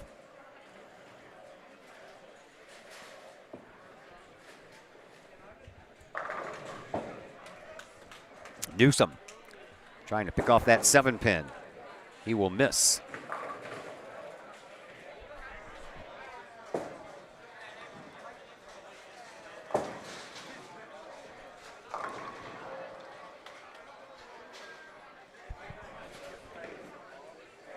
Now Zuckmeyer will end frame number 8. Frame number 8. Sometimes my brains and my lips don't coincide. 8-pin left up this time.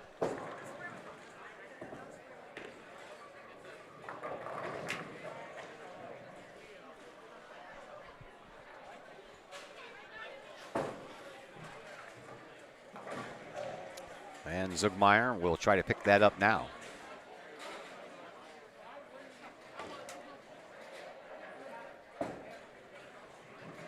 And he does. So 8 frames are in the books. Collinsville, we told you they had 699. Edwardsville now with 624. So the Kahawks extend their lead and will look to win the match if they can pick up enough points here at the end of these next 2 frames. With 1 more game left to go after this.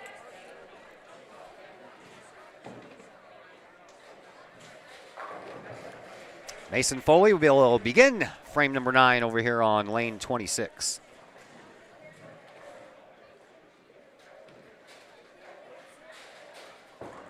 It's on the way, and he takes down the left side. 3-6-10 still stand. Here is Nevin Gooderman over on 25. He'll take a strike. Edwardsville does not have an extra varsity bowler on hand right now, so it looks like they're going to continue with these 5 for the rest of this afternoon. Foley. takes care of his spare. Gutterman had a strike, so now Trevor Fox over on 25 for Edwardsville. Ooh, he'll leave up 4. It was almost 5 before that 7-pin finally fell. Here is Evan Flowers. Flowers on 26.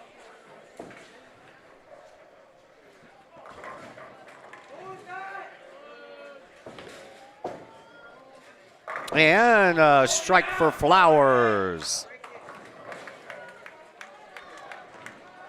Fox on 25, trying to pick up his 4-pin spare. Has to hit that 2-pin like a head pin, just like a little while ago, and he does. Jacob Taylor on 26 now for Collinsville.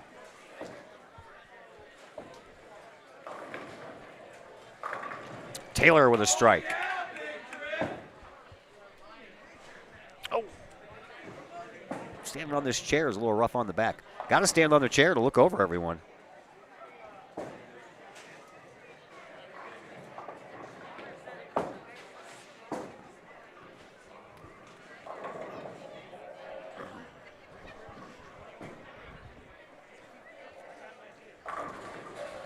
For Collinsville, Cole Buckman over here on 26.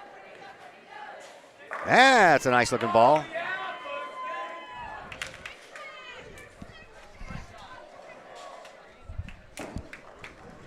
On 25, a gutter ball for Carter McFarland.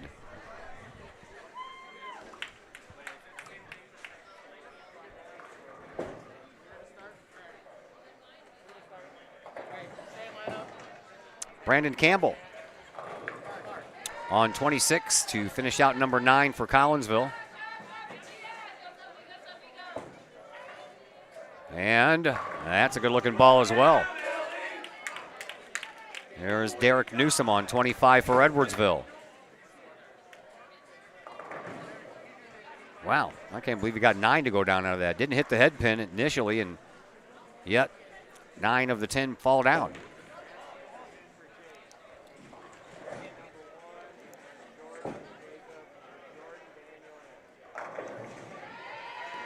Collinsville won the JV match, second one, so the JV team will win their matchup today. They won the first match, and now they've won the second match.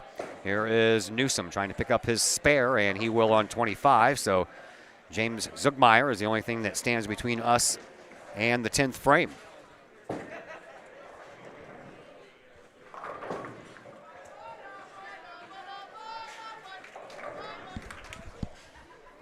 Zugmeyer lets it fly. And that will not curve. So he leaves up 4.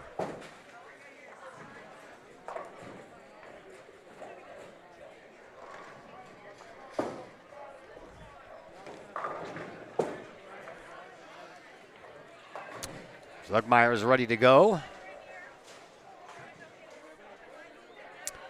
And the last bowler of frame number 9, James Zugmeyer. Lets it ride down 25. He'll take care of it. And we head to the 10th and final frame. Collinsville up 809 to 688. Kahawks are in a very comfortable position here in this second match.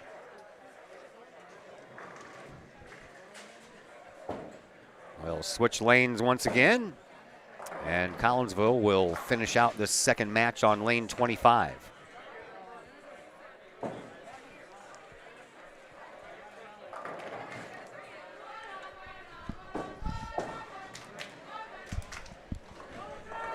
Mason Foley. Bowled a 187 his first game. Right now sitting at a 162. First ball in the 10th. Ooh. That's not going to be good. There is Nevin Gooderman on 26 now for Edwardsville.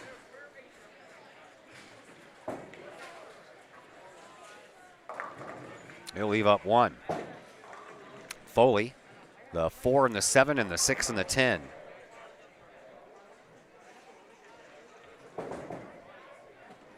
See what he can do with it.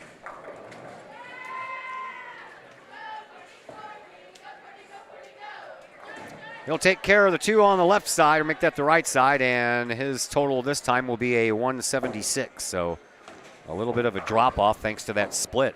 Here is Gooderman.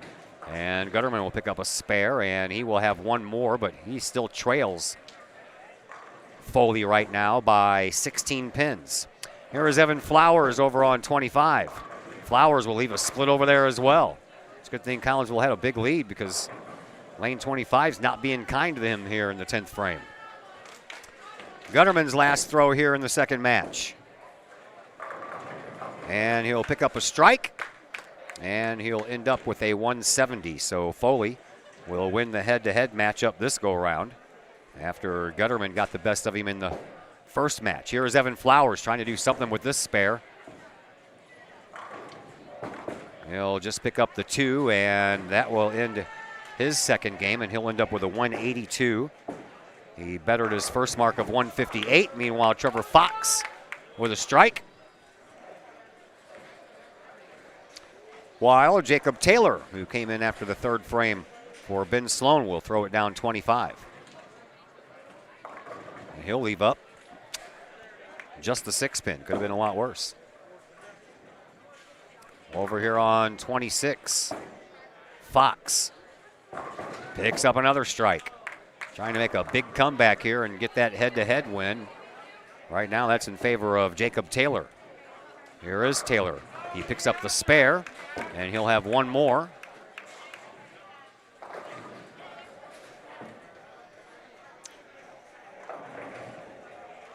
As Trevor Fox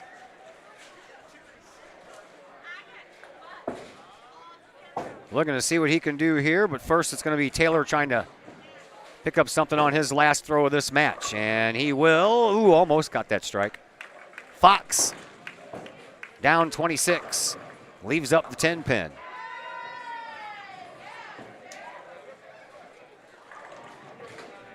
And Fox ends up with a 156. So the 182 from Evan Flowers is better than that. Collinsville has won the first 2 head-to-head matches here. Taylor and Sloan end up with a 149. As McFarland is ready to go over here on 26, but not before Cole Buckman on 25. Buckman leaves that 10 pin, man oh man. Here's McFarland on 26. He'll pick up a strike.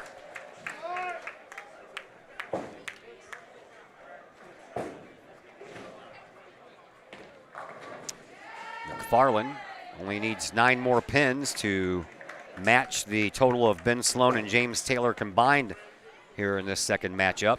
Meanwhile, Cole Buckman misses his spare opportunity, so he'll end up with a 235. While we await the outcome of Derek Newsom, who comes after McFarland. McFarland throws it in the gutter. Wow. So he'll have one more try here. Here is Brandon Campbell on 25 for Collinsville, and Campbell gets a strike to start things off with. Campbell rolled a 226 his first time up. A couple more throws left before he figures out what his final total is here.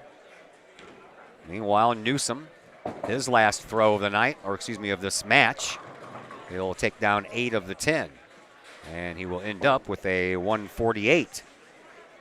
Same thing he had in the first matchup.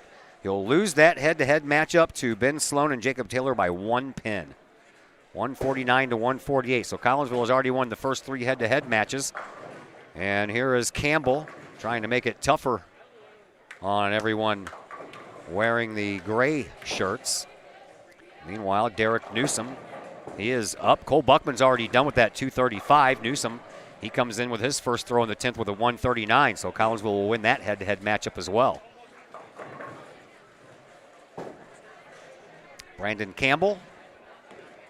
One more throw here to end this second matchup of the night between Collinsville and Edwardsville. He'll leave up the 7 pin, but he will end up with an even 200 after bowling a 226 his first time. Newsom tries to pick up the spare on 26, and he will, so he'll have one more ball to throw. before we turn things over to James Zugmeyer, and he'll be the final bowler here in this second game.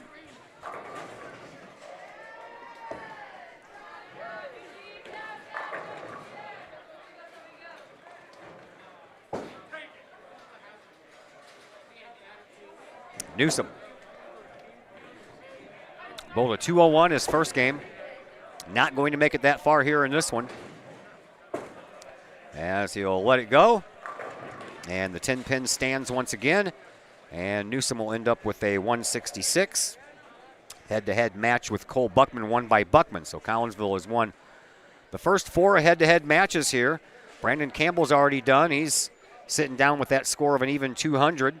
And James Zugmeyer steps up for his first throw with a 162.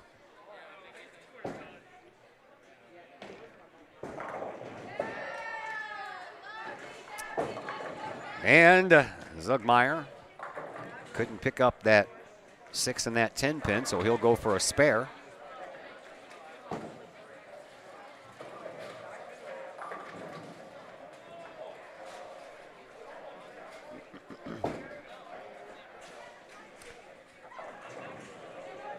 Zugmeyer looking for a spare ball, I guess you call that, right? The ball that picks up the spare, not the extra ball. They use them for something, don't they? And that one's a good one. And one more throw coming for Zugmeyer, and then this second match will be in the books.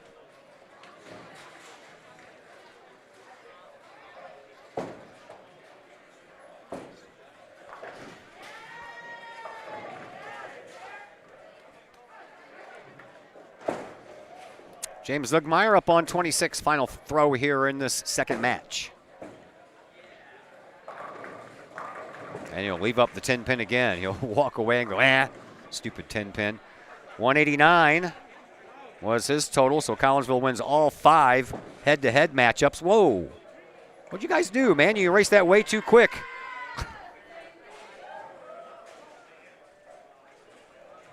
All right, well, I'll try to find out what happened to that first score. I didn't write it down when they were finished. I should have. Oh. And it's also time for us to pay some bills. A commercial break heading your way on the Kahok Sports Network. Do you have a big land improvement project that requires some outside help? Call Petroff Trucking Company. The Petroff Companies have been shaping the metro area since 1975. Family owned and operated, Petroff Trucking Company can do the job and do it right. Hauling, excavating, and grading, they do that and more. Petroff Companies also has roll-off dumpster rentals. They also specialize in dirt and rock sales. Petroff Trucking Company can help you develop your land for your needs. Petroff Trucking Company. Check out their website, petrofftrucking.com, or give them a call, 618-797-6100. Petroff Trucking Company, shaping the metro area since 1975.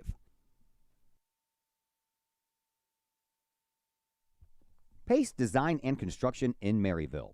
Whether building a new home, making an addition to the home you currently own, or finally getting around to that remodeling job you've been putting off, Pace Design and Construction in Maryville can help. Pace Design and Construction is a building and remodeling contractor you can trust. They provide the highest quality, they are dedicated to their customers, and are committed to completing your project on time and within budget.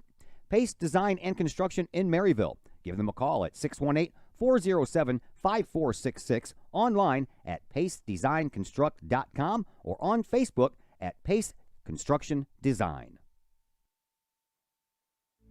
Hi, Purple and White fans. This is Dan Mode, class of 1989. I'm with New American Funding. Myself and New American Funding are proud sponsors of Kahok Athletics.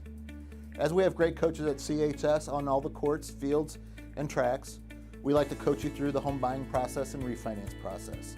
If there's ever anything we can do, I can be reached at 618-973-5343 or www.danmodeloans.com. Let's support our student athletes at CHS. They deserve the best. Thank you for your time, and go Kahawks.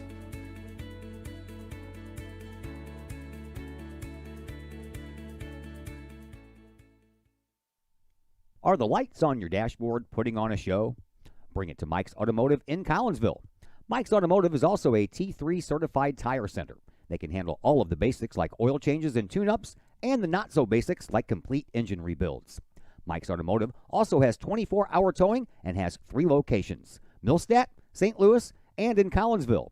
The Collinsville location is at 1150 St. Louis Road, just blocks from the high school. Or call 345-0611, online at mikesautomotive.net and Mike's Automotive on Facebook.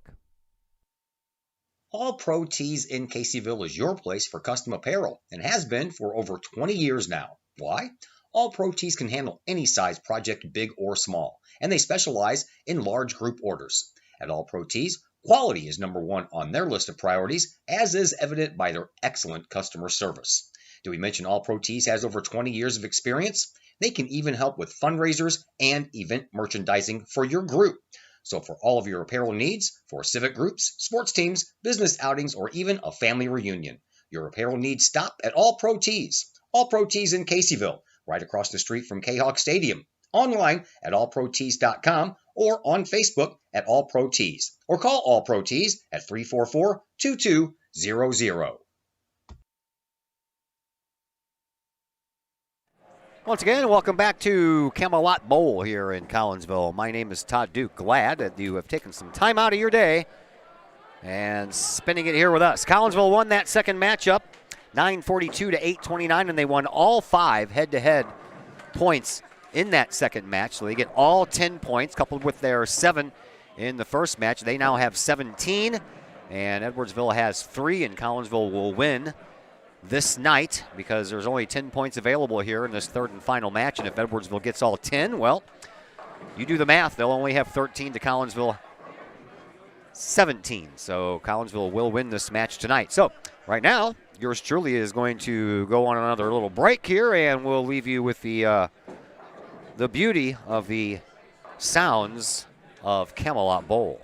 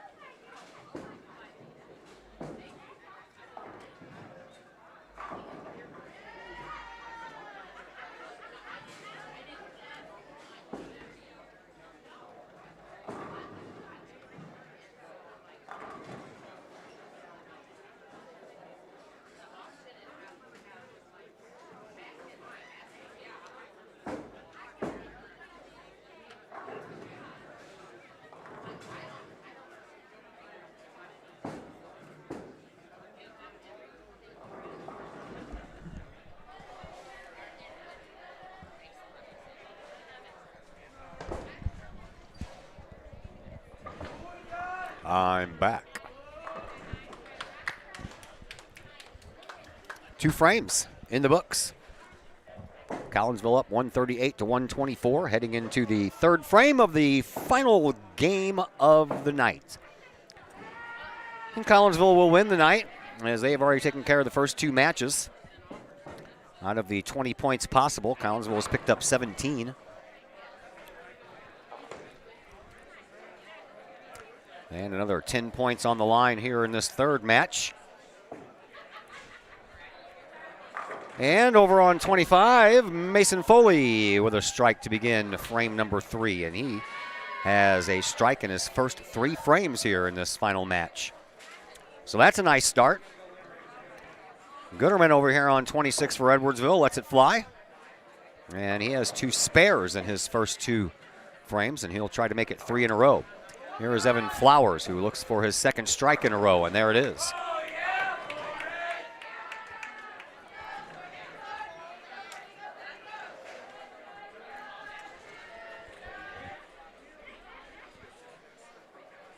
I think the 5 Collinsville girls on the varsity team has gotten the 2 Edwardsville girls chanting the same things. The JV team trying to close out their night with a win as well. They're through their 5th frame of their 3rd match of the night. And the JV team has won their first 2 matches. Not sure about the head-to-head. I can't keep up with it that much. But I do look over every once in a while to look at the total score. And Collinsville won the first match 629 to 510, and the second one 685 to 506. So both the varsity and the JV team going for wins here tonight.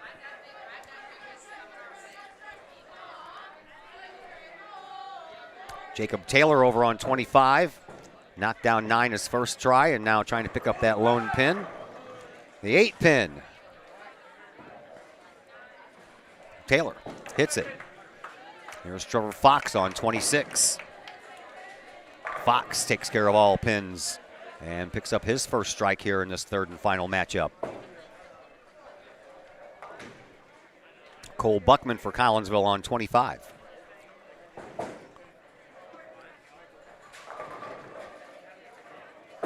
Buckman ready to go. Here it is. And he has himself a split. Carter McFarland on 26 now for Edwardsville. Couldn't get that bend off of that line, never did hit the head pin, so the 1-2-4 still stands, as does the 8. Cole Buckman over here on 25 has a 4-6 split.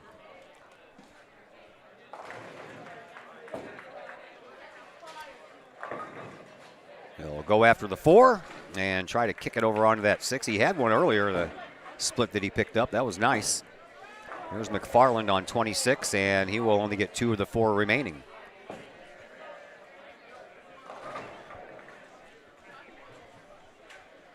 High game of the night so far belongs to Cole Buckman and his 235 that he threw last game.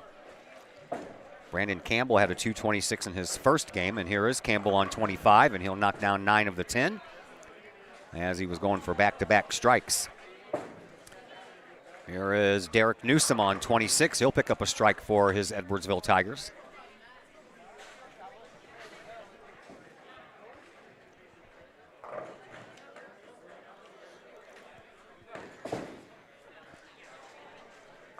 The camera's jumpy again. Just like a split-second jumpiness going on there. See if I can take care of that here in a minute. Here's Brandon Campbell. I did last night for the hockey game. Before the hockey game started, I figured it out. But I thought once I set that, it would stay there. Here's James Zugmeyer on 26 now for Edwardsville. And he will end the 3rd frame for Edwardsville with a strike. And after 3, Collinsville leads 244 to 224. So it's a 20-pin lead here for the Kahawks as we head into frame number 4. Let's see if this thing went back to its original thing after I did my little thing last night. What was that, frames per second? Nope, still set the same thing I put it on last night. One of those things, man. Technology's weird.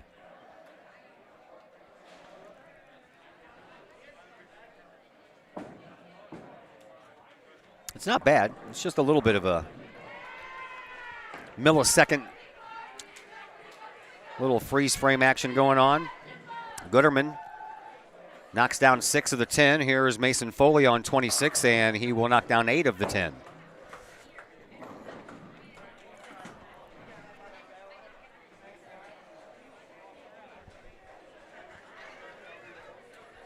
Gooderman over on 25 will take care of the 3. Almost popped over there and knocked down that 10 pin, but that 10 pin's been a little bit of a pain in the you-know-what tonight.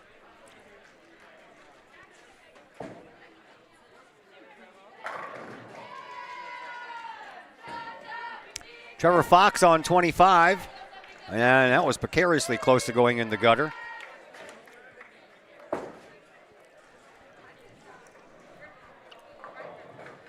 And now Mason Foley trying to pick up his little split here. There he goes down 26. He will kick them both. Kicked off the right side of the pin on the left, and that ricochets the ball right into that 10 pin. Nicely done. Fox over on 25 picks up his spare.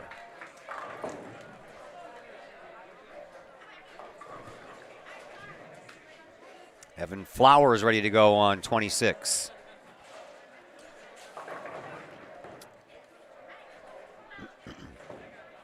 Here it is. And he picks up a strike too. JVers over here are in the middle of their 7th frame, while the varsity side's in the middle of their 4th. So the JVers will finish up first, and then there will be even a less of a delay over here on 26 as they have to wait for the folks on 27 to go sometimes. Sometimes it's vice versa.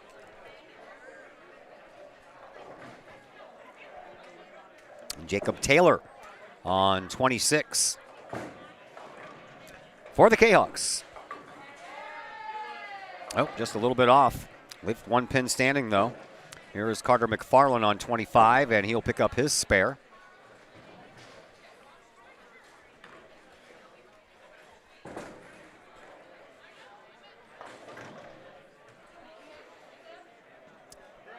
Jacob Taylor has 1 pin to pick up as well. That's the 3 pin. But he is waiting for the JVer on 27 to throw first. And now young Jacob Taylor lets it rip, and it puts a nice little curve on it and takes care of that spare. Here is Derek Newsom on 25 for Edwardsville. Mows down 7 of the 10. Cole Buckman.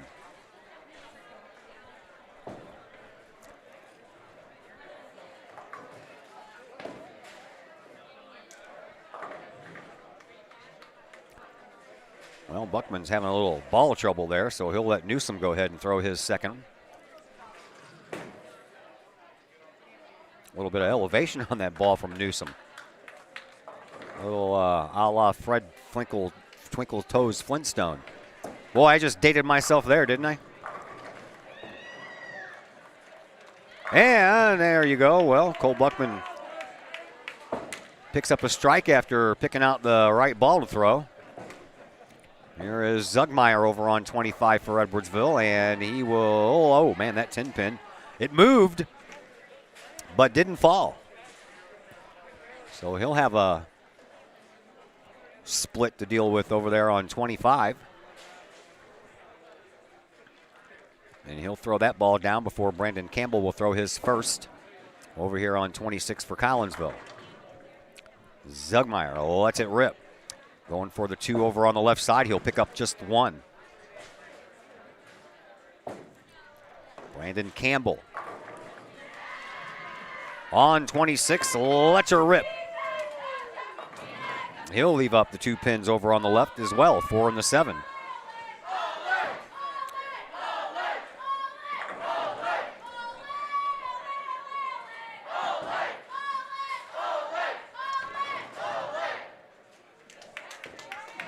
Give yourselves a round of applause. Brandon Campbell on 26, ready to close out this 4th frame.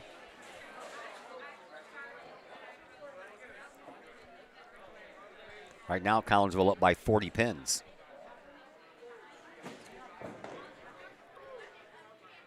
And now that will increase to 42. 349 to 307. Collinsville with the lead as we head to the middle frame, the fifth frame. And while we are heading into the fifth frame, we have more bills to pay. So we're going to take a commercial break here in the middle of this match. We'll come back and bring you the rest of it. And we will do that here in just a moment on the Kahok Sports Network. The Collinsville Education Association is a proud supporter of KahokSports.com and the Kahok Sports Network. The CEA is your partner as they work to ensure quality education for our children.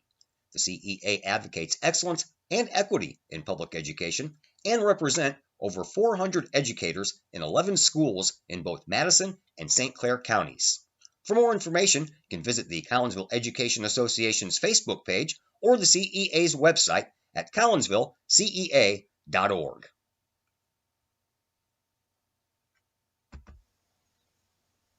Pack Mail of Collinsville, locally owned and operated by Ryan Combs. Pack Mail can ship anything, anywhere. They treat you like a neighbor because, well, you are a neighbor. Pack Mail offers shipping materials and containers, private mailboxes, as well as climate-controlled self-storage. Visit Pack Mail at 407 Beltline Road in Collinsville. Online, WeShipSt.Louis.com or call Pack Mail at 346-4884.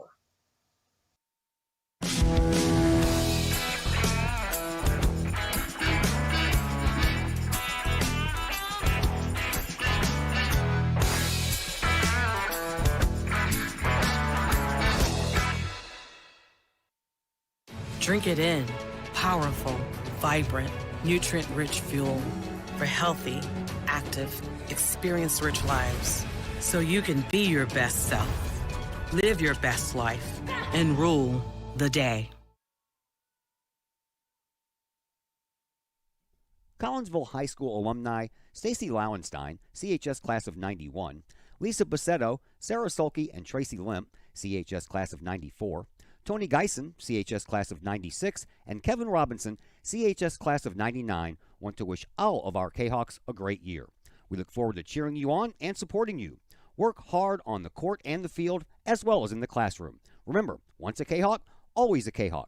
Hashtag Kahawk Family. In times of financial uncertainty, how can you stay on track? Call on someone who's invested in your success. In Collinsville, that person is Jason Regg, your Collinsville Edward Jones financial advisor. Jason Regg will work to build a complete picture of your financial life, including your unique goals and passions. Jason Regg of your Collinsville Edward Jones office plays a big part in the community and the Collinsville Unit 10 School District with his Kahawk Educator of the Month award. To take care of the things along the path of you and your family's financial journey, call Jason Regg at the Collinsville Edward Jones office at 618-344-0252. Edward Jones, member SIPC. Looking to buy a new home or sell your current home? Trust the Blaylock Group of eXp Realty with all of your real estate needs. The real estate market is hot right now, and you can trust the years of experience the Blaylock Group brings to the table.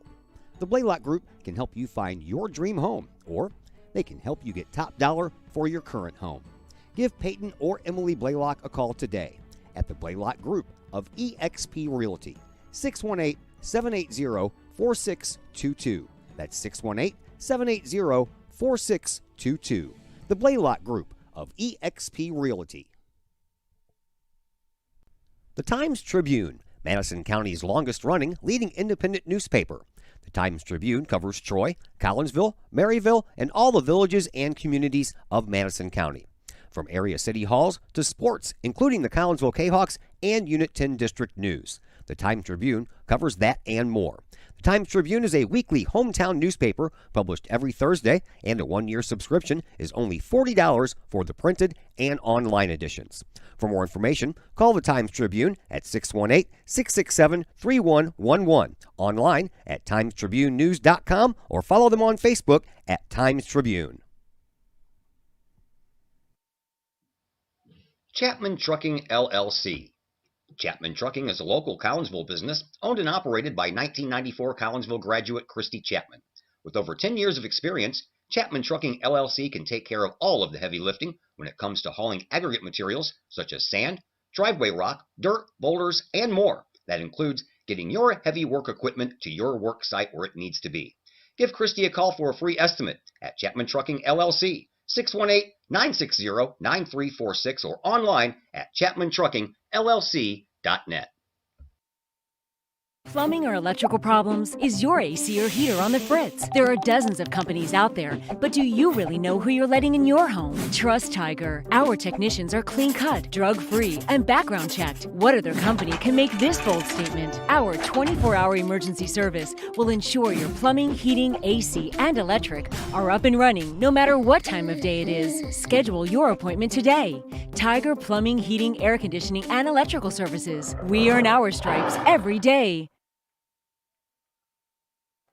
Back at Camelot Bowl.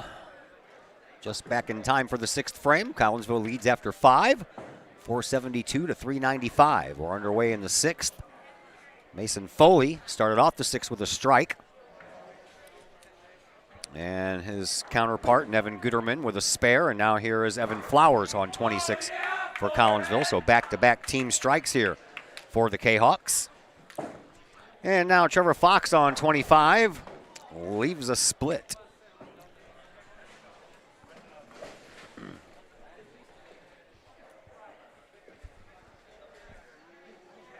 Now it's up to Jacob Taylor here on 26. Keep the strike parade going for Collinsville here in the sixth. Yeah, he lifts up left the 5-pin, or excuse me, that is the 5-pin. There is Trevor Fox only managing to get one of the 2 he left behind.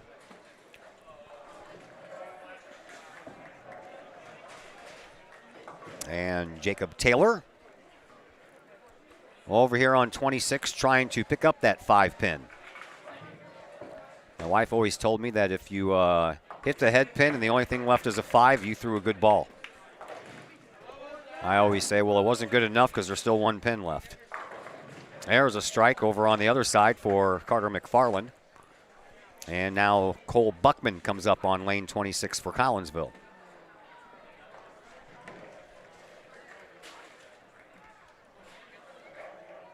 Buckman working on a turkey. Nope. Left one out there. Derek Newsom over on 25. Strike, spare for Newsom so far in this one. And looks like he's going to have to go for another spare. Thought for a minute that 1 pin might roll over and knock that last one down, but it didn't. And both of them are looking at 6-pin spares here. First up is Cole Buckman. Buckman, just missed it. Newsom, his try at the 6-pin. Over on 25. He will hit his. And now we are down to the final bowlers here in the 6th frame for both teams.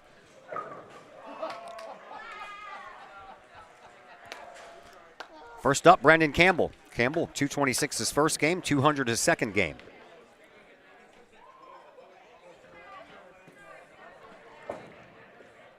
It's on the way, and it just missed the head pin a little bit off to the left. I think it knocked it down as it went by it. And Campbell's left with 1 pin. Here's James Zuckmeyer on 25 for Edwardsville. He will take care of all of them. And Edwardsville's 6th frame has come to a close. Brandon Campbell will do the same thing here for Collinsville. Campbell, let it go. He'll take care of that spare. After 6 frames in the books, Collinsville's lead is now 548 to 463. Jay Veers have just started their 10th frame. So their match is just about over. Collinsville again leading this 3rd match. So the JV Kahawks going for the 3-game sweep of their Edwardsville counterparts. Collinsville, they've already won the night over here on the varsity side. It's just a matter of semantics now. Finish it up for the final score. Here is Mason Foley on 25, and he'll take care of all of them, and that is a turkey for young Mr. Foley. Nevin Gooderman over here on 26 for Edwardsville to begin the 7th frame. He'll leave up 3. Evan Flowers over on 25 for Collinsville. Ladies are all finished. Their match will go down as a forfeit win unless they can find a rescheduled date. Nice job over there by Foley. So back-to-back team strikes, and for Foley, that's his second in a row. Or Flowers, excuse me. Here is Gooderman, only able to get one of the 3 pins he left up. Jacob Taylor on 25 for Collinsville. He'll take them all down. So a team turkey here to begin the 7th for the Kahawks. There's Trevor Fox on 26 for Edwardsville. He'll take them all down as well. Now Cole Buckman over up on 25. Buckman has had 4 strikes here in this 3rd match. And trying to get that 5th one, but that 10 pin still stands. That has been the pin in the butt. Pain pin in the butt.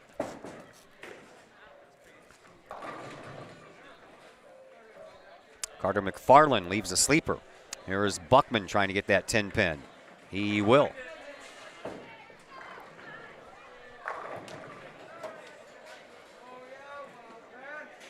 Carter McFarland has a sleeper. The 2 pins in front, the 8 pin is right behind it.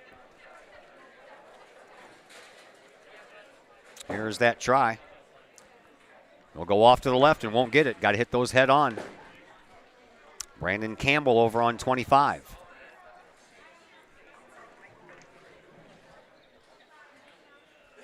Campbell.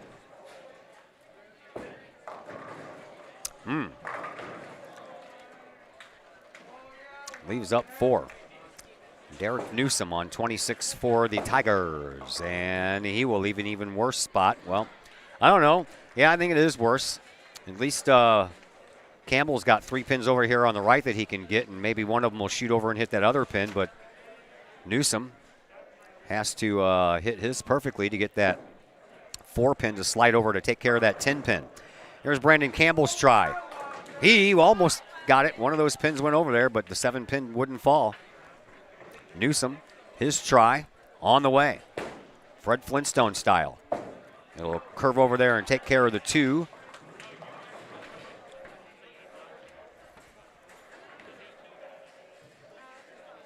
And now James Zugmeyer will finish the 7th frame up here for Collinsville and Edwardsville. Zugmeyer looking for his 2nd strike in a row.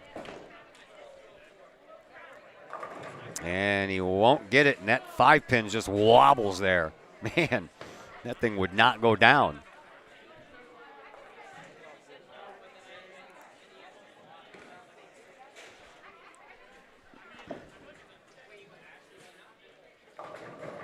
Last bowler for Collinsville up over on the JV side, and that game will be over.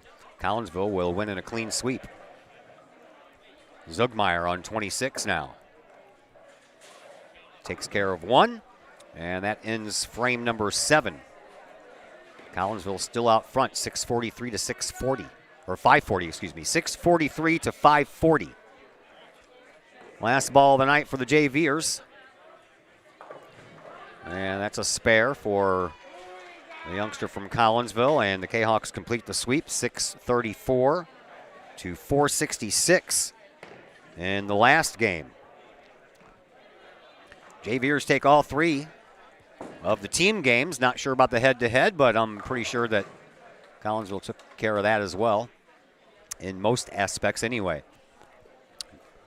Gooderman over on 25. Starts off the 8th with a strike. Mason Foley on 26, trying to match. Foley going for 4 in a row here. And he can't get it. That 1 pin didn't roll the right direction. Trevor Fox on 25. He knocks them all down. So the JVers are over. Now these 2 lanes belonging to the varsity, 25 and 26, they only have to wait for each other. 25 didn't have to worry about anything because they have an open lane next to him, but 26 had to wait. And now that wait's over. Here is McFarland. And he'll take all the left half, leave up the right half, -1. Foley has one pin to pick up on 26. He does. McFarland has a little bit more than one pin to pick up on 25, and he'll misthrow it and miss all of them. Evan Flowers for Collinsville.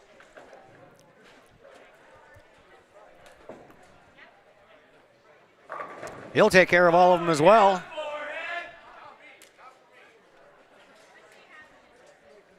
Cracks me up. Oh, yeah. Forehead. Here is Jacob Taylor. Taylor on 26.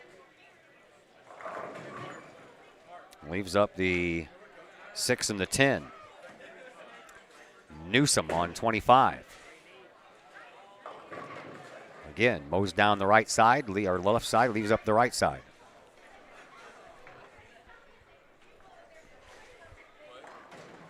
Taylor trying to pick up his spare on 26, and he'll throw it in the gutter.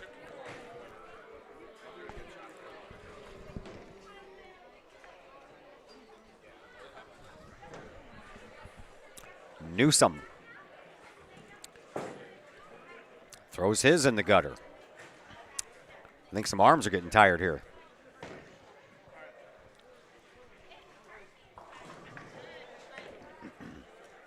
Cole Buckman on 26 now for Collinsville. He'll take a strike.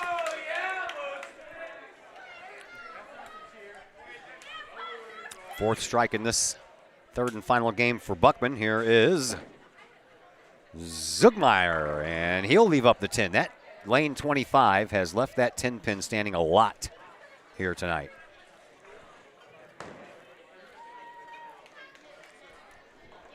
Brandon Campbell up on 26 here in the 8th. He'll take them all.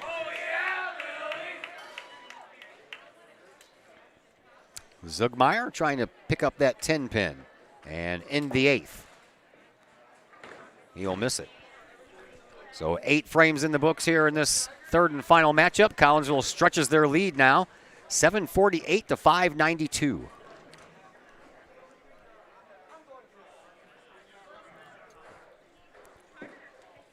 We head to the 9th. Collinsville in the lead.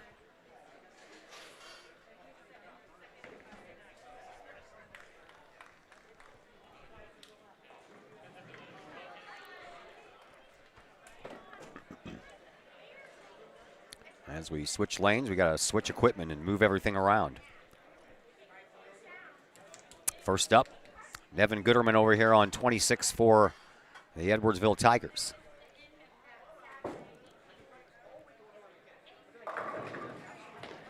All but one.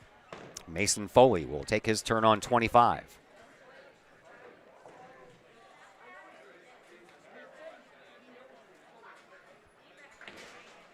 Foley ready to let it fly. He does.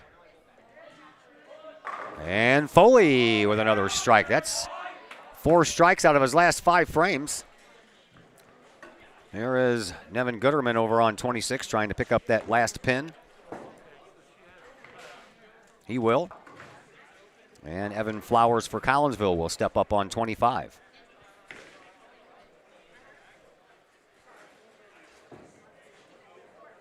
Flowers, he'll take a strike as well. Back-to-back team strikes to start off the 9th here for Collinsville. Here's Trevor Fox for the Edwardsville Tigers.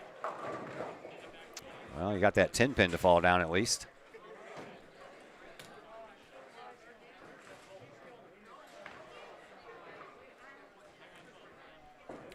Now a young Jacob Taylor, and he'll strike. That's 3, a team turkey for Collinsville.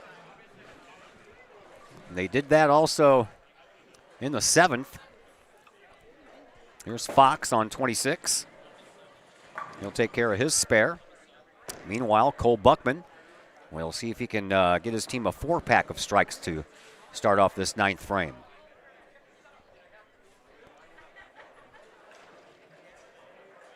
Well, first he'll give way to Carter McFarland. McFarland's ball down 26 will not hit the head pin. He leaves the 1 and the 3 standing. Now Cole Buckman.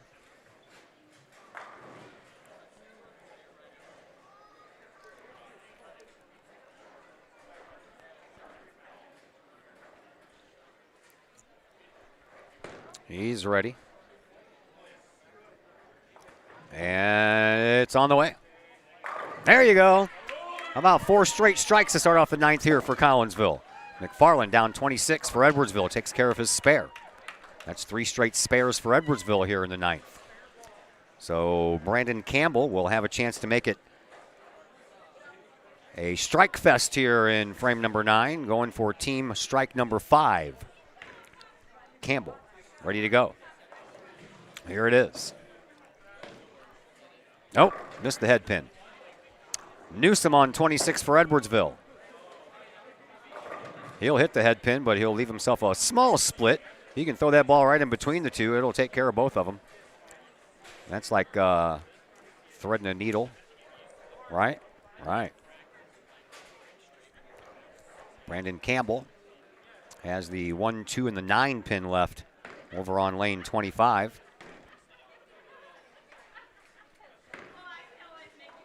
Campbell, he's ready to go first. He'll close out the 9th for Collinsville here. Campbell picks them all. Newsom trying to do the same on 26. Well, that's going to be off to the left, and he'll get 1 of the 2. So Collinsville with 4 strikes that frame and a spare. James Zugmeyer on 26, ready to close out frame number 9 for Edwardsville. Gets it to bend, and the 10 pin will not fall tonight.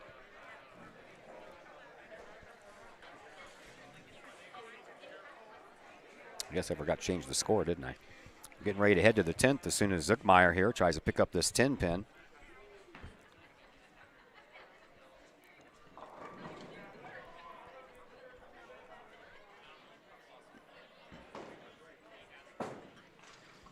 Zuckmeyer picks up that spare.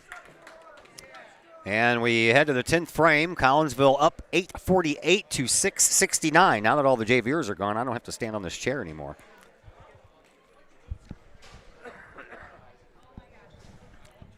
When you're only 5'6", you got to stand on a chair to see over everyone's head when you're talking about the game of bowling.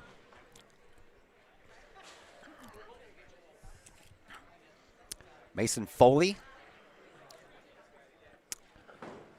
And Collinsville will finish up on 26, but not before Nevin Gooderman throws his first one down 25 for Edwardsville.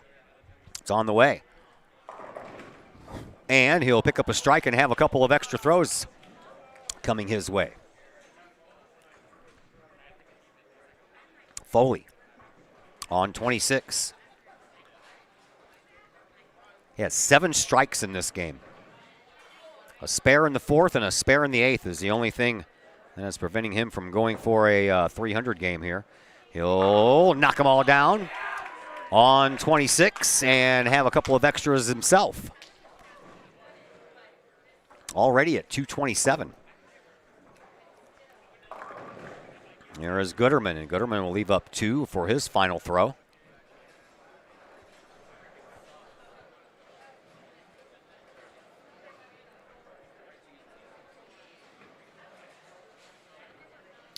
The 3 and the 10 pin awaits Gooderman.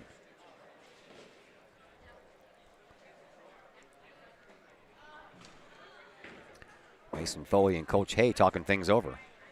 That was a nice pickup. Good job there by Gooderman. And he will finish this one with a 165, his lowest of the 3 games.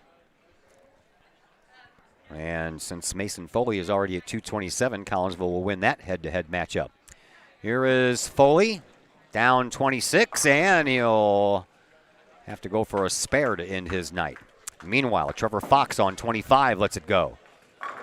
And he'll leave the 10 pin up.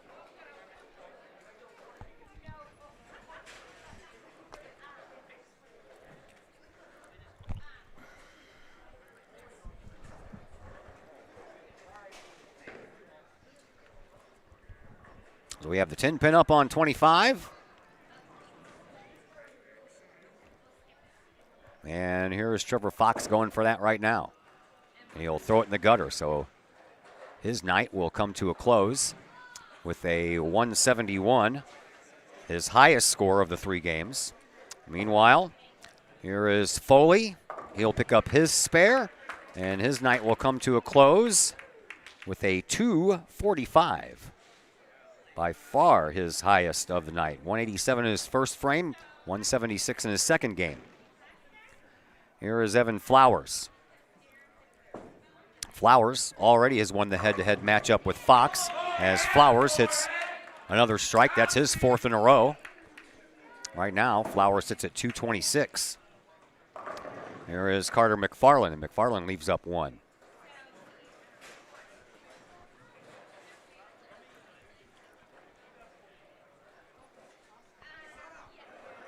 Evan Flowers looking for another strike, trying to better his teammate Mason Foley here. It's going to be close. Oh, couldn't get the strike, though. His teammates give him a little ribbon for that. Here is Carter McFarland on 25, trying to pick up a spare and get one more throw, and he will. Final throw of the night coming up for Evan Flowers. The only senior starter here tonight. He'll only take care of 2 of them, and Flowers will have his highest mark of the night, a 242. Only 3 pins behind Foley.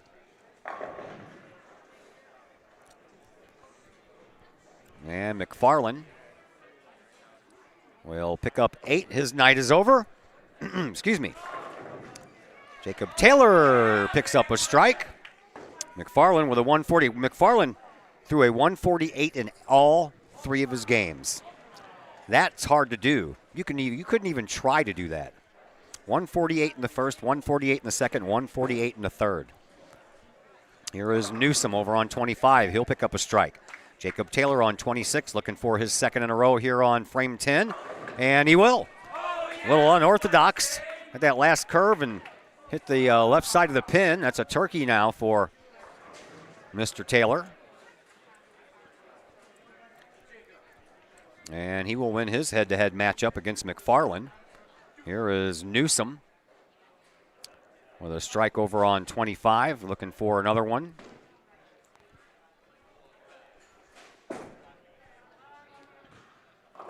And he'll pick up 2 in a row. Here is Jacob Taylor's last throw of the night. And he'll bow out nicely with 4 straight strikes, 3 of them in the 10th. And young Jacob Taylor ends up with a 179.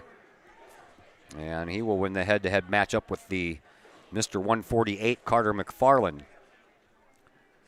Newsom over on lane 25 for Edwardsville, looking for a turkey in the 10th. Here's his final throw of the night. That one's off the mark. And that'll end the night for Derek Newsom. Had a 201 in his first game.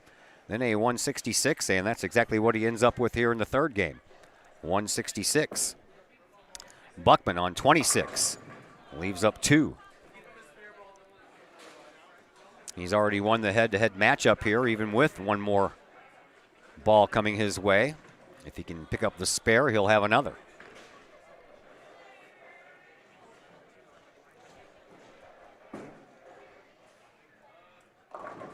There is James Zugmeyer over on 25, knocking down 6. Buckman on 26, trying to pick up his spare. He will, and he'll have one more throw coming his way.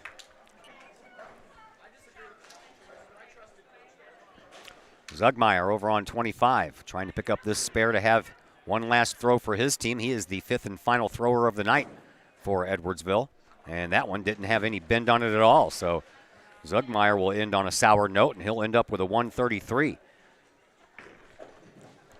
Here is Buckman. Buckman over on 26, finishes up nicely with a strike. And for Cole Buckman, he'll end up with a 2-0-1 in his final matchup. Collinsville going for the sweep, and that is going to happen because, well, Brandon Campbell already has a 153, and he is yet to throw here in the 10th, as Zugmeyer ended up with a 133. So Collinsville will win the head-to-head matchups all 5 times, and not only this game but the middle game. Edwardsville took 3 of the 5 head-to-head matchups in the first game, but Collinsville took the game. And Campbell's got a little bit of trouble. He has a split to end his night, possibly.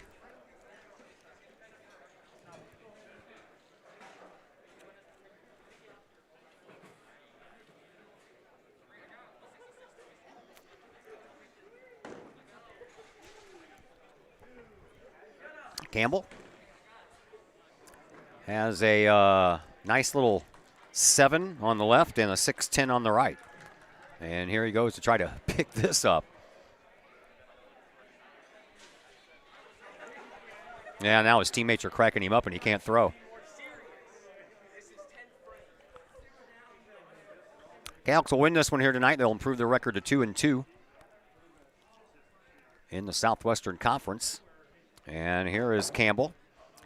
He'll take care of the 2 over there. Sent the 1 over flying toward that 7-pin, but couldn't get it. And Campbell will end up with a 169, but Collinsville will win all 5 of the head-to-head matchups. And they will win the night, 1,036 pins here in this one to 783. So that'll send us into our post-game program, brought to you by Chiropractic Works in Collinsville, owned and operated by Dr. Chris McCluskey. He and his crew will get you going. They're focused on helping as many people as possible live high-quality lives all through chiropractic care and wellness. Visit Dr. McCluskey at Chiropractic Works in Collinsville, 410 Regency Center, just off of the Beltline Road in Collinsville. Give them a call, 343-3602, or online, chiropracticworkscollinsville.com. Post-game show comes your way next on the Kahok Sports Network. At Chiropractic Works, our mission is to help as many people live as high quality of life for as long as possible without the use of drugs and surgery. We have state-of-the-art testing available to see if we think we might be able to help you with any health issues that you're dealing with. Whether it's neck pain, back pain, headache, sinus, allergies, numbness, tingling, shoulder, elbow, wrist, hip, knee, or ankle problems, we've helped many people solve these issues without the use of drugs and surgery. If you'd like to get to the root cause of your health problems, feel free to give us a call and schedule a consultation or a new patient exam to see if we think we might be able to help you.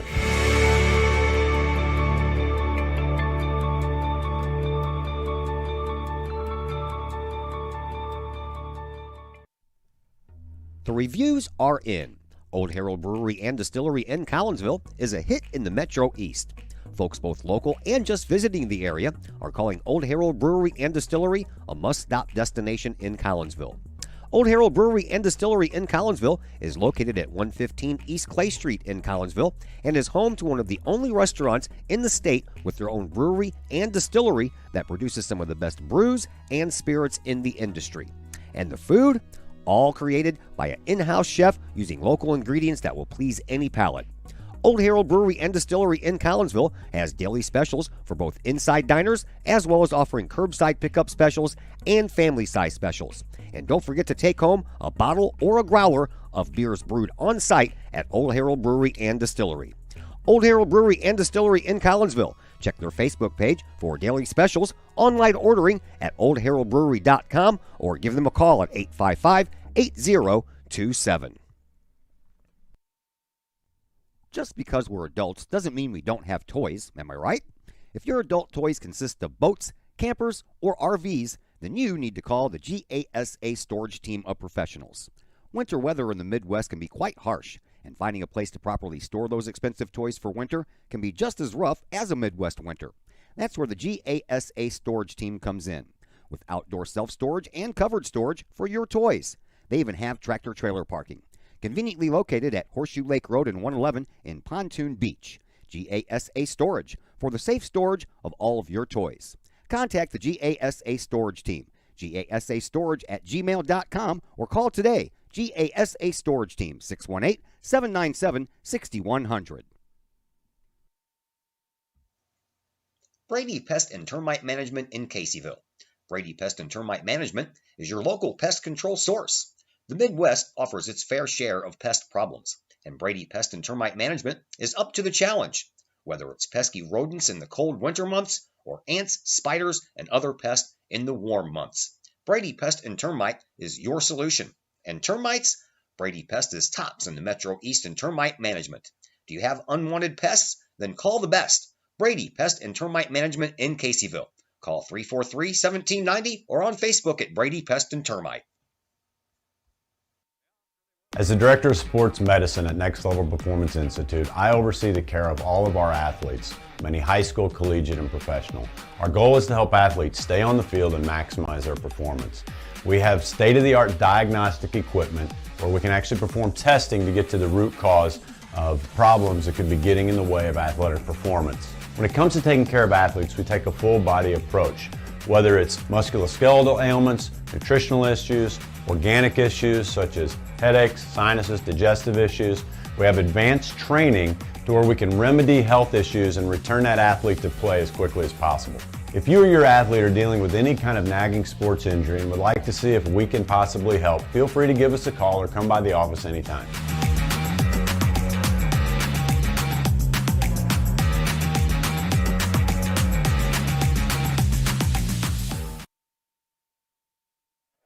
And we welcome you back into the Chiropractic Works post-game show here on the Kahok Sports Network as Collinsville wins here tonight over Edwardsville. They took all three matches and took two of the three as far as head-to-head goes. And joining us now is Sean Hay, the Collinsville Kahok head coach. Coach, that was a nice job. Were you a little bit worried there in the first? At the beginning, that's been one of our problems as a team, is we've been slow starting and having to climb out of a hole, and that is definitely something we're working on towards the second half of the season. It's one of the things I'd mentioned. Like, there are certain things that this group needs to work on, and that is one of them. So if you remember at Belleville West, we did the same thing. We started off a little slow and then started to kick it in. However, it was nice to see Jacob Taylor come over from JV. This is his first action at varsity. So having said that, he bowled a 179. It's not anything you can write home to mom about, but it's always nerve-wracking and getting your shot and everything. So I think he did really well for it. And we moved him around the lanes. He responded well. He didn't press. So I could see him making jumps up again. Yeah, Mason Foley did a good job, too. He improved almost every game and ended up with a 245 in his third match. That's right. He has just figured out how to really release the ball well.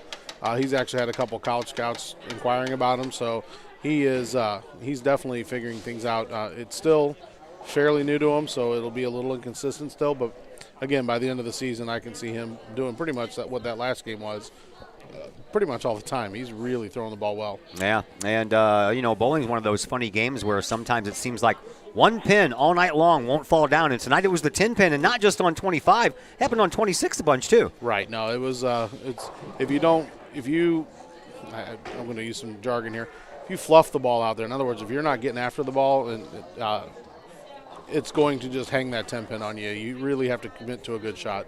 And a lot of the guys were throwing in the right area. It's almost like they were trying to place the ball there instead of just throwing it and letting it work. And so anytime they let up on it, they paid for it. And you guys get the win here tonight. Always nice to beat Edwardsville, isn't it? Always nice to. Always. All right, and then we have a week from tonight you guys have another match here that we're going to cover. We're going to follow the girls. Yes, and that would be against Belleville East. Against Belleville East. We're going to have all 5 of them here for Belleville East, right?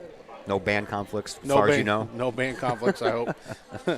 So your girls over there, they had all 5 of their bowlers, and Edwardsville had 2. They played matches, and basically it was just kind of to stay in shape for your team and kind of something like that? Pretty much, and also give the Edwardsville girls a chance to get some average, bowl for average. And one of their girls, Ashley, bowled really well.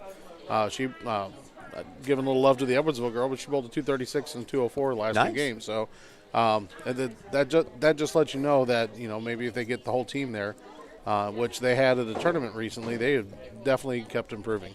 All right. Well, you have a great night, sir, and we'll talk to you next week. Awesome. Thanks. Thank you. That is Sean Hay, your Collinsville Kahok girls and boys bowling head coach, and that is going to do it for us tonight from Camelot Bowl. Collinsville wins a clean sweep here. The JV team won all 3 matches as well, so a nice job by both boys teams as far as bowling is concerned. Tomorrow, we are back at action as far as basketball goes after the girls did a nice job in Nashville, taking 2 out of 3 games. They will return to the Metro East, and they will be at Belleville East tomorrow, and we'll have that basketball game for you a little after 7 o'clock for the pregame show, and 7:30 somewhere around there is the scheduled tip-off in that Southwestern Conference opener for both teams. And then Friday, we'll do the same thing on the boys' side, only it'll be Collinsville versus Belleville East at Virgil Fletcher Gymnasium. So a couple of good basketball games coming up for you. Lady Cahawks off to a 5-2 start, their best start since the 08-09 season. And Collinsville got the runner-up trophy in the Rock Island tournament. So they're looking to continue their winning ways when they return home on Friday. Cahawks win here today over Edwardsville. Took the games from the JVers and the varsity team, and that's going to do it for us tonight. My name is Todd Duke. Thanks for tuning in. We certainly appreciate it. And until tomorrow night, everyone, enjoy the rest of this evening.